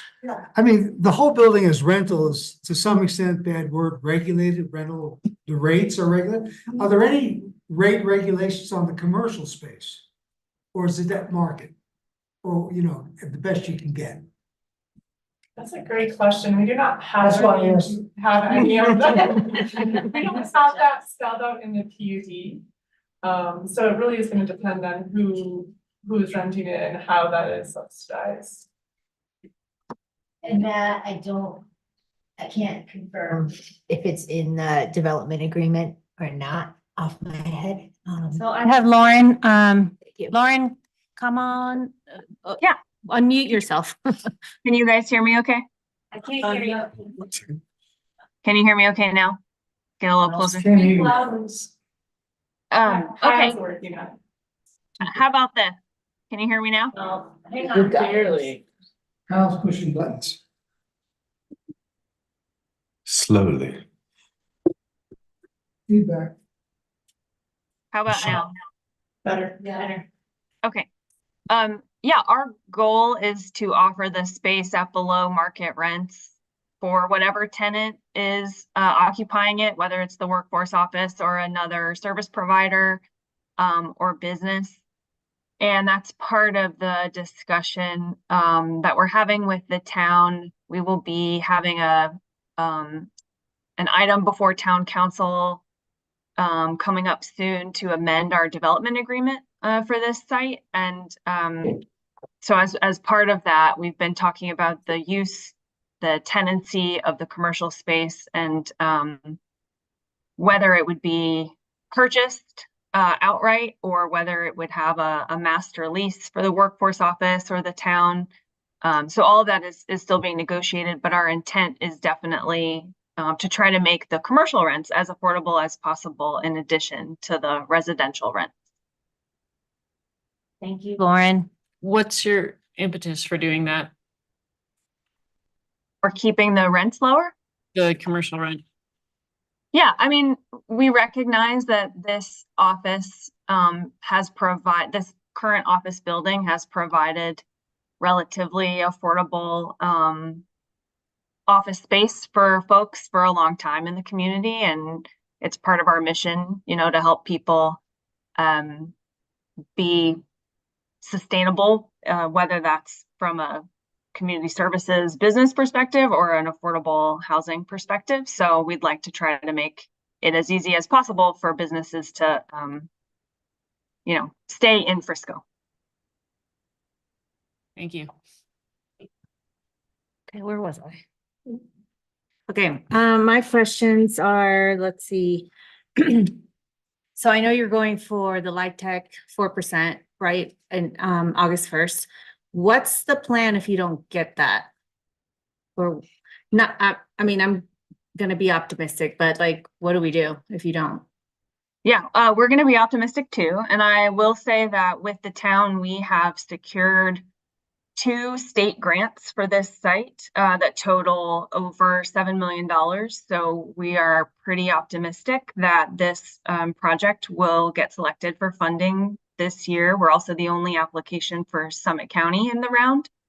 But, you know, it is competitive and nothing is guaranteed. So if we are not successful this year, we will be reapplying in the next round to try again. Yeah. And Lauren, I swear I ask you the same question every time, but what is the town subsidy for this project? So the town has provided $2.5 million to acquire the site. And then I mentioned, you know, we have worked with the town to apply jointly for state funding. So that's $5 million in the land banking grant that was recently awarded, and then another $4 million split between this site and Galena for infrastructure through the Strong Communities grant. And then I think I've mentioned this at previous meetings, but for the record and for the public, the low-income housing tax credits that we're applying for cannot be used for anything except affordable housing. So keeping the ground floor corner space, non-residential commercial space, is going to require us to have a different source of funds committed for our tax credit application to ensure that you know, the Housing Finance Agency doesn't see that as a big red flag and a big risk to the project. And so we've been negotiating with the town on providing a subsidy for the commercial space. So that is going to be part of the negotiations that we continue to have with town council. The commercial space cost is going to be, we think, about $1 million, and that's to build out all the tenant improvements as well, the finishes, the paint, the light fixtures, so everything. Okay. Thank you. I don't have any other questions. I think all my questions have been answered.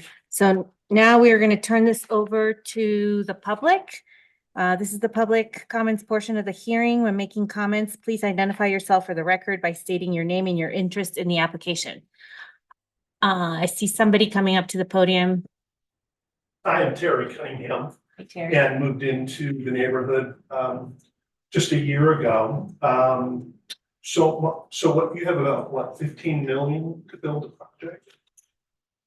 So there, thereabouts. What's the setback? I mean, I've never seen, anything Terry, what this looks like. just, Oh, right. so you need to direct comments to the commission, not to the applicant and not to anybody in the public. Okay, Thank you. so, And then we're not taking questions, It's not question answer. These are comments. well, I'd like to know where I can find the renderings. Is it on the Absolutely. website? Katie can get that for you. Okay. There is a big hole there. Is that gonna get filled in? Is that the idea? That gets filled in? What's the setback? From. the So again, So we're you're here. here, rattle through your comments, and then at the end of all the public comment, they all kind of get addressed at once. So keep going. Don't be insulted. You're not getting answers. It's the way that public comment works. So we're taking notes of what your question comments are, but you won't get direct answers right here on this. I can pose it in the form of a question. Is that all right? Okay. I mean, technically not, but that's okay. Go ahead. And I was wondering, so the parking is on Main Street, but what about parking on Streamside? Is there? No parking on Creekside. I'm sorry, Creekside. Also no parking on. No parking on Creekside. And what's the setback on, from Main Street and also Creekside? Concerned about The that. setback for the building? I think 3 feet, isn't it, Katie? Correct. 3 feet and then 5 feet from the side and 25 foot in the back. 25 feet from The creek. Okay. Do you have any comments? No, just trying to understand what the project. Okay. I mean, my comment is, I wish they would have built it in their neighborhood, not mine, but, I mean, I understand the need for workforce housing and affordable housing. Looks like a nice building. But it's bringing a lot of density to that end of the street. So it's not. I was just asking. You were shaking your head. You're not asking questions here. Okay. Yeah, so if you have questions, want to take a look at the plans and things like that, I would ask you to contact Katie and make an appointment with her office and she can walk you through all these details. Super, thank you. Hi, I'm Pam Pizzina, and I guess I'm representing Cross Creek condominium townhouses that are kind of kitty corner. I guess we're struggling to understand the whole parking, like building more units than you have parking for. And not only are you, so my understanding is there's some studios, some 1 bedroom and some 2 bedroom, correct? Okay, anyway, I work in Frisco and I know that there have been some buildings where they built more units than there is parking. And for these people that are trying to make a living with 2 cars that don't necessarily take a bus to or whatever, it makes their life very difficult. And so we are all struggling with the parking situation because we have a parking lot. There's a parking lot that's right behind this building that's being bought. What's gonna stop people from just, overflow visitors parking into our parking lot? Because you said there's no parking on Creekside. I think I'm understanding that. And I hope that works, but, and I'm gonna tell you, we all agree that we need workforce housing badly, like years ago. But the idea of building a 52 unit place and not having enough parking is I don't think it's feasible. Or we don't think it's feasible. I'm wondering if there's a way of scaling down the units. It makes it, we all feel easier on everybody because we have had issues with people coming into our parking lot parking. We've had to put like codes on our pool because people would come in and use that. We've had to put codes on, we have our own, and we've had to hide that, and put that behind the building. So it just feels like too many units in a small area. And I just think that these people are gonna need cars. You know, not everybody that lives there is gonna be working in Frisco or in Breckenridge and able to take the bus. I think that, we feel that there's just too many units in that small area. And yes, we are gonna be worried about parking. That has been our biggest concern since day one. That people are gonna be parking on Creekside, that people might be even coming into our lots parking. Which will probably not be the first time either. But, you know, I wish this was already built because it's so badly needed. But our biggest concern right now is that you're building too many units. And, you know, there's just not gonna be enough, there's gonna be too much craziness with cars trying to park. So that's our concern. Thank you. Is there anybody else in the chambers? 'Cause we have somebody online that wants to speak. Okay, Rob, the floor is yours. Rob and Pam. Yeah, I want to second what the last speaker had to say. It just seems like you've got. Can you state your name and your address, please? I am Rob Lures and I live on Creekside Drive 223. Okay. And I guess I want to second what the last speaker said. The idea is you've got a noble goal with affordable housing, but you've kind of, in my opinion, arrived at a C- solution by not providing enough parking. So you're kind of trying to solve one problem, and I foresee you're just creating another one. And I think you're creating a problem that is not very easily solved. I think it's the old your eyes were bigger than your plate because you saw a chance to put in 50 units, which sounds wonderful, but not providing parking. I think adequate parking by all formulas that you use everywhere else you have development, you use a completely different formula for parking per unit. And I don't know why you suspended what seems to work otherwise throughout the city for this project.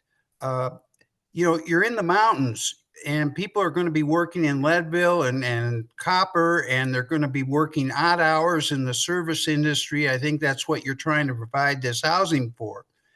These kind of workers, they're going to need cars. Public transportation isn't going to get them everywhere. And I think it's just a big pipe dream that you're not creating a big mess on this end of town. Even the idea you're going to put in a commercial or retail development when you don't have any parking on the street, the people who work there are going to need to park there. And then the people who come in to frequent whatever entity locates there are going to need parking. And you haven't figured that into the equation too. You've not figured, in my opinion, the thought process is flawed here. And I just, we'll see it when it happens. And I understand that until then we won't know, but I just don't understand the thought process where rules of parking per bedroom apply everywhere else in the city, but we're going to waive them here and let it be the wild, wild west in terms of people trying to find a place to park. I don't get it. I'm real disappointed in the town of Frisco, whose leadership I've always believed in up until now, but I don't I just really think you've got a real big problem here. And that's it. Sorry. Thanks, Rob. For the record, there is parking being provided. Yeah, not adequate. Okay, thank you, Rob. And I saw another hand up. Aaron? Yeah, this is Erin Woodruff from 312 Streamside. I just echo the other comments that have been made. The density along with the available parking, I'm afraid we're just going to be overwhelmed. At that point, there's nothing you can do. So I am in definitely support of development. However, I feel like this level of density is just not appropriate for the area. That's all I have to say. Thank you, Aaron. Any other public comment? Okay, we'll close out the public comment portion of the hearing and turn it to commissioners' deliberation and comments and a possible motion. We'll start with Ira. I've seen this project come before us a few times. My comments are, the first comment is to lose the existing building, which I kind of think is an eyesore for our community. So I'm very happy to see this architecture and this development replace the office building. I think it will add architectural integrity and a new vitality to that end of Main Street. There's development directly going across the street right now. They've added more parking on Main Street. You're gonna add more parking on Main Street. I heard parking as an issue from the public. My sense and what I've read is that we as a country have overparked and underprovided housing. And so I am willing and eager to see the new parking regulation work with the affordable housing program that we have in place. I mean, there clearly is parking requirements which this building is meeting. And I am anxious to see it work and get funded and be occupied. Thank you. Candace? I just want to echo, I think we've heard parking since day one. You guys have heard parking, you've thought a lot about parking.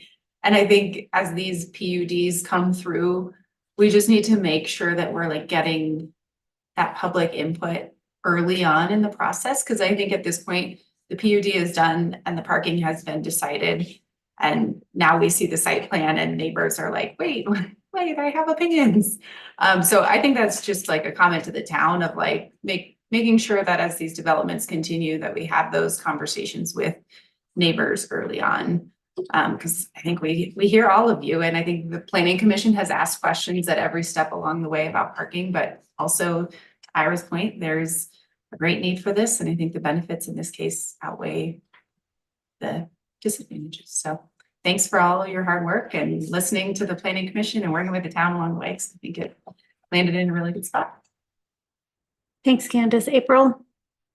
I don't have a lot to add. I kind of feel the same way as you guys. I think the building that's there is an eyesore, and I'm happy to see us move into getting some workforce housing here on Main Street. That's it for me. Yeah, echo what everybody else said. I'm excited to see this move forward.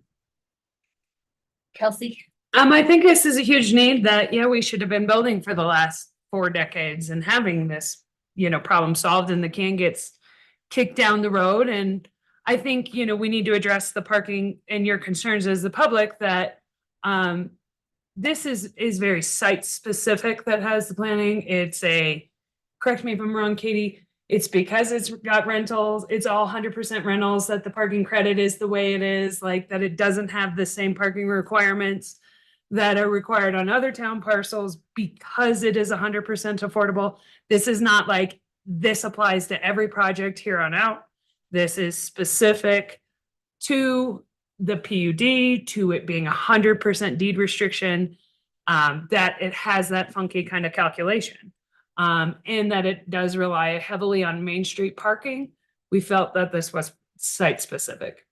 Correct. I'll also just add, I'm sorry, I just lost my train of thought here, that with the parking, not only is it site specific for the rental project, but it is because the property is going to be managed by one company. And they have to step up and enforce how many cars are even permitted by residents and guests. So there's a secondary management of this, even whoever can rent, basically looking at how many cars they're not gonna be able to take tenants if they're maxed out on, if they already have enough cars to fill their spaces, they won't be able to take certain tenants if they have a car. And that all, and I do recognize that hasn't been expressed a lot. It's been in other meetings, but you didn't get a lot of the context tonight, because it's kind of moved so far down the road. But there is a lot of discussions like that that has led to these parking requirements too. And certainly if you have issues with that, your HOA has a contact with the management company that can easily be remedied. And I think that needs to be spoken to on our comments, that we don't just say, oh, parking, yes, it's going to evolve out, or we need more housing, but this is very specific to the housing needs that we're limiting, that, you know, it's not gonna be $4 million townhomes that come up and have no parking. But I think that you guys do great work. It's going to be a huge improvement for our community, for that site. It's come a long way, and fingers crossed for the LIHTC project funding to come through, because I know there's still, we need the greenbacks to make this happen. And I hope we get the funding, because this will be a huge, huge void filled. So great work. Well, that's a tough one to follow. Yeah, I'm not a huge fan of standalone residential on Main Street, but this end of Main Street and this building, and there is a commercial component, so I do think it'll be an improvement. We need the housing, and I understand that the parking is maybe constrained a little bit, but because of all the reasons that Katie talked about around single management and is it gonna be the NHP Foundation that manages this property? They're hiring, okay. So there will be somebody that has to manage the parking. They only have so much. But I hate picking cars over houses, as Ira said, when we need the housing so badly. And then the last thing, I just, like, putting these deals together takes so long and involves so much math, and it's just, I like that we can make it happen at all is pretty special, I guess. So, I'm fully in support of this project. Does anybody, I will happily entertain, motion? Oh, sorry, motion, yeah. There's many issues with it changing from. Yeah.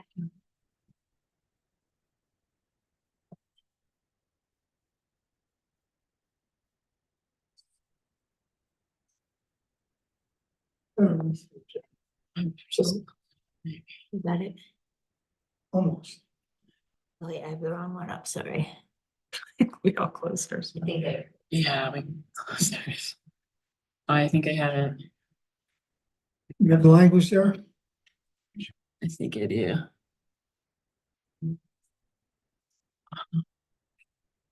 If you put the agenda on my screen, I'll make a motion. With respect to file number MAJ 230011, I move that the recommended findings set forth in the June 2024 staff report be made, and that the recommended conditions set forth therein be taken, that the Planning Commission hereby approves the request for major site plan application for the proposed multifamily use development consisting of 52 deed restricted residential units and 1,546 square feet of commercial space located at 101 West Main Street, Lot B1, West Frisco, 70, subdivision number 2. Second. All right, Commissioner Connolly? Approved. Commissioner Day? Commissioner Forsythe? Approved. Commissioner Lesnitz? Approved. Commissioner Kane? Approved. Commissioner Withrow? Approved. Good luck. Fingers crossed for the LIHTC. Thank you. All right. It'll be weird after this project's over, not seeing you guys everywhere.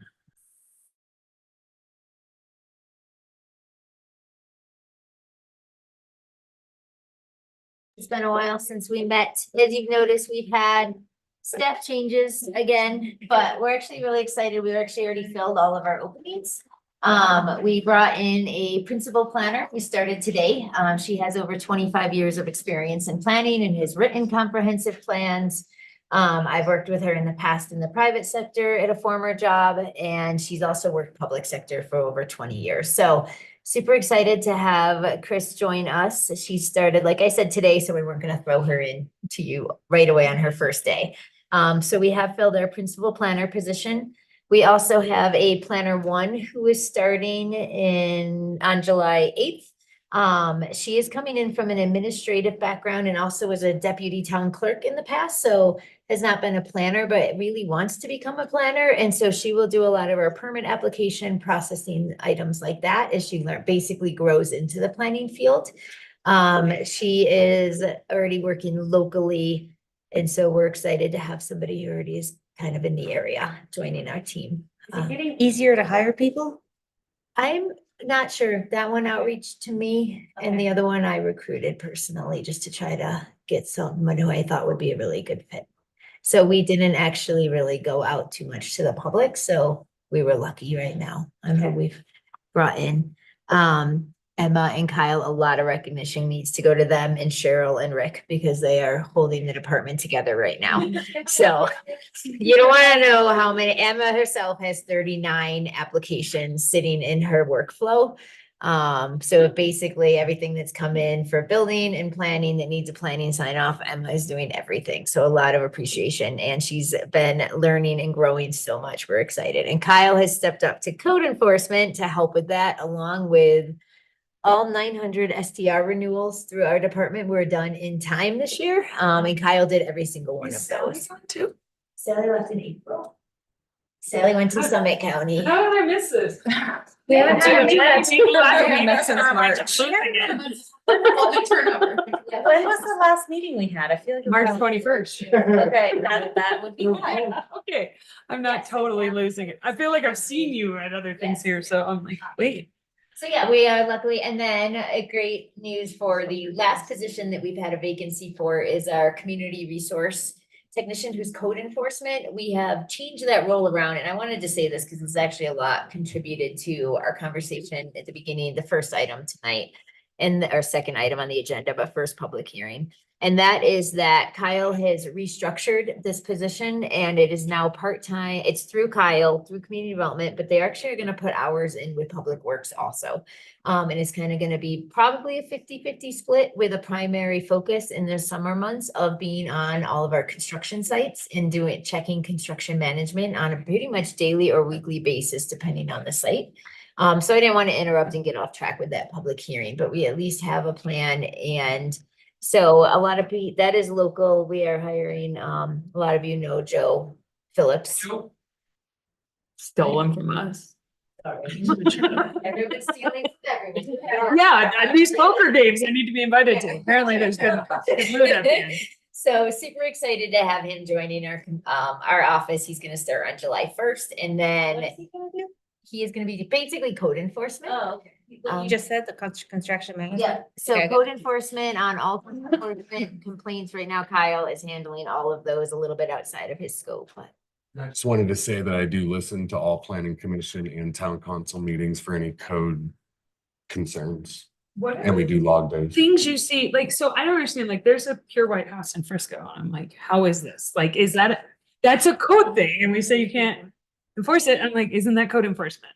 So I will subtly say there's not a lot. There are a few new things that have gotten built, which were all approved by a prior staff person incorrect. Even And the painting, White House I'm referencing. there's a White House that recently, I don't know if it's the same one. that It's Emma it's was- an old house. It's Oh, just okay. painted pure white. That one, I think, I know which one you mean, the older one. There's also a new one that went up that's very white. There's also been some. I don't be the town Can you art, not but it's paint like. the we tell house people white? can't do Not this. white in Frisco. We don't allow a primary color of residential to be pure white. Kelsey, just along those lines with Joe, with his new position, there's going to be a public forum for reporting any sort of code concerns. It doesn't require a phone call or an email. Just go online, fill it out, send it to our office. And that's for public, for commission. And I don't, for like, council. I'm not asking for something to be like, let's do this. It's just like when you sit up here and you have to enforce things and tell people, and then you drive around and you're like, oh, how did this happen? I'll say a code thing. You're not next. Well, I mean, and I think you guys turn, like, those public notice signs that go up on build. Like the special events ones or for the site for us? That, you know, Mhm. like, I know at some point that got turned over to the applicant, but then they don't take them down. Yeah, I think I saw them on like the Summit Boulevard one, so that's one. or Yeah, something, like or there's like- one on Granite, there's I a would couple say- on Granite Street, that's still one on the log cabin. Or that I have noticed that and we need to step up on removing them. Yeah. I mean, we can just yank them down ourselves when we see them, so we can add that to the list for when Joe starts. If you threaten a fee, they'll take them down. Sometimes, usually not there though. So yeah, so super excited. We obviously miss Emily and Sally and all of their knowledge and personalities, but we at least have kind of quickly worked to refill, especially during the busy season. So promising changes in community development right now. The only other two updates are thank you to those of you who have been on and participating in our comprehensive plan and our housing strategic plan. We are gonna have more updates coming on those by our consultants that you'll be involved in, probably trying to do more joint town council and planning commission work sessions to get those moving. You won't see any in the next month because of kind of summer vacations, July, busy time, but we're gonna have, I think, starting up again in end of August, you'll start having some more where you'll all be involved. One more plug, a comprehensive plan survey ends on Saturday. We have just over 300 participants. That's a really good number for the size of our town and our population, but we are heavily missing, and we've reached out to Mountain Dreamers to help, but we are heavily missing information and responses from 18 to 25-ish year olds, people who rent, and also Spanish speakers. So those are three parts that we identified today, even though we only have 2 days left to get this survey distributed and encourage people to take it. Any help you can get in getting that link to everybody is appreciated. Just to try to get a little bit more feedback from that study. It does take a while. I don't know, hopefully you all have taken it. If you have not taken the survey, please take the survey. All the kids these days hang out at Cobar. I don't know if Yeah. you just take a Yeah. stack of. Yeah, little yeah. cards and just So put 'em we'll at hit the that. We're gonna, front. we talked about a few other alcoholic. Well, they're kids. Kyle hit all the liquor stores today, which is not healthy under 21. Pinball machine. Right, So scan this. And that- Tobacco inspections. No, and that's a great point. Maybe we'll drop some off for the weekend over there too. And that's what we've been doing is we have little business cards printed with the QR code, and we got rid of 1,000 of them already, and we have another 1,000 to be still trying to get. Kyle has been helping with that. Well, I'm on my NARC train. And you're wearing white, by the way. I know, I'm ready. Heavy enforcement. Really white. The trucks need to get out of the road on the Granite project. It's a town project and they are blocking the intersection all the time. The Granite workforce. Yeah, Yeah. that corner's getting really dodgy down there. What's the story there on like, why is the construction Way into in the the street. street?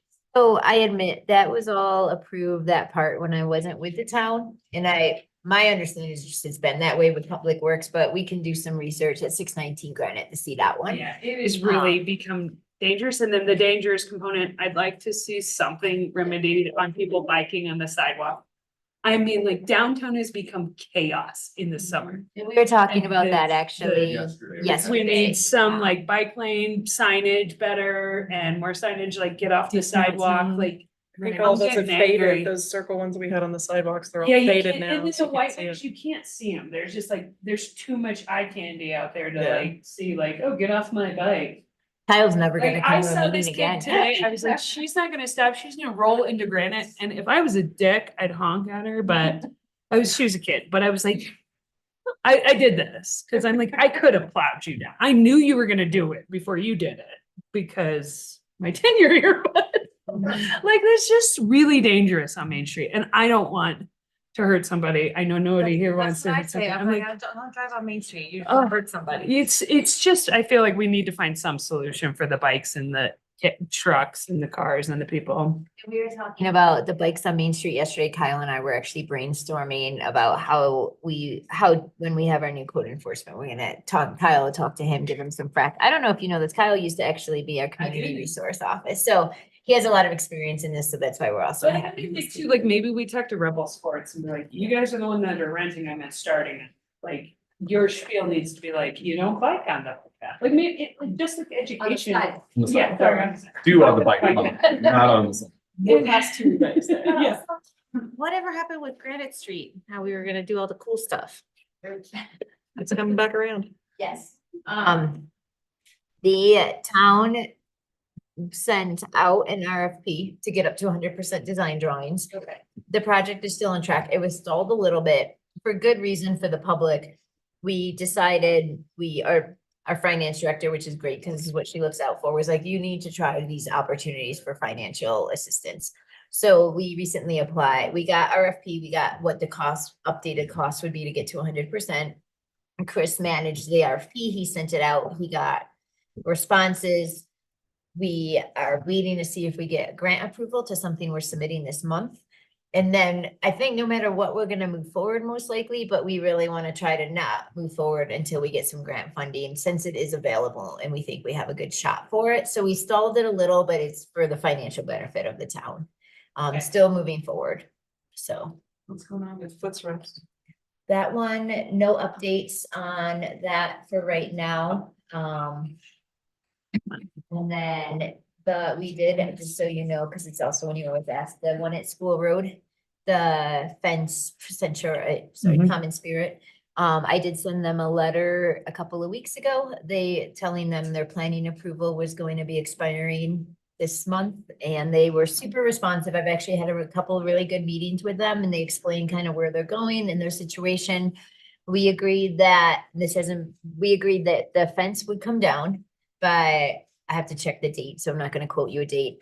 And in return, I did grant 1 more year of the planning approval, not building permits or anything else, because those have already expired.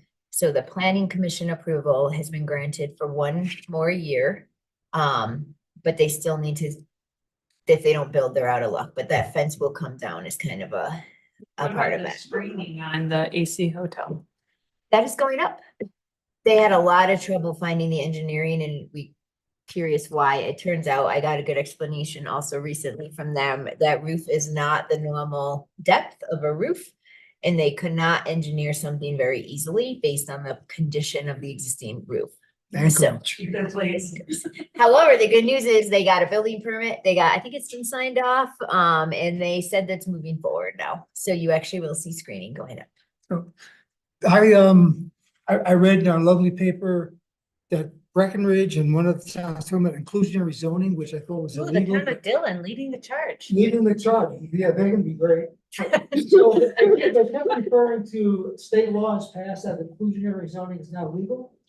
I'm not gonna reflect on that part, but what I will reflect on is that we are expecting that topic to come out of our strategic housing plan and tell the town to pursue or not pursue based on the specialists who are designing that plan. If we pursue it, our town attorney has clearly said we are not allowed to pursue it unless we first do a nexus study and we find a true legal connection. It doesn't mean we cannot do it and we're not gonna do it, but we can't just implement it without having a legal nexus study showing what requirements we're putting in and why.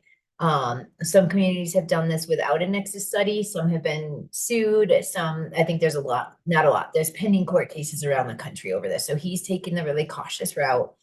And so we are waiting to get the housing strategic plan done that will analyze topics like that. And then if we as a town decide we should move forward in that direction, we'll do a nexus study, pay for a team to do that nexus study and then move forward with that.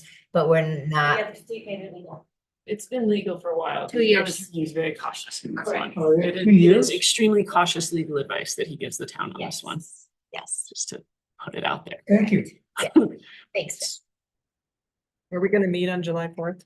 We thought we'd have, and it's gonna be in a parade form on Main Street. We are expecting to have a meeting, the second meeting in July. Emily had been processing, you saw a while ago on I'm sorry, I don't remember the address. It's a couple of townhomes. Whitney is the New Designs is the applicant. It's on Teller Street. That is really close. There was some steep slope in the back, take down there.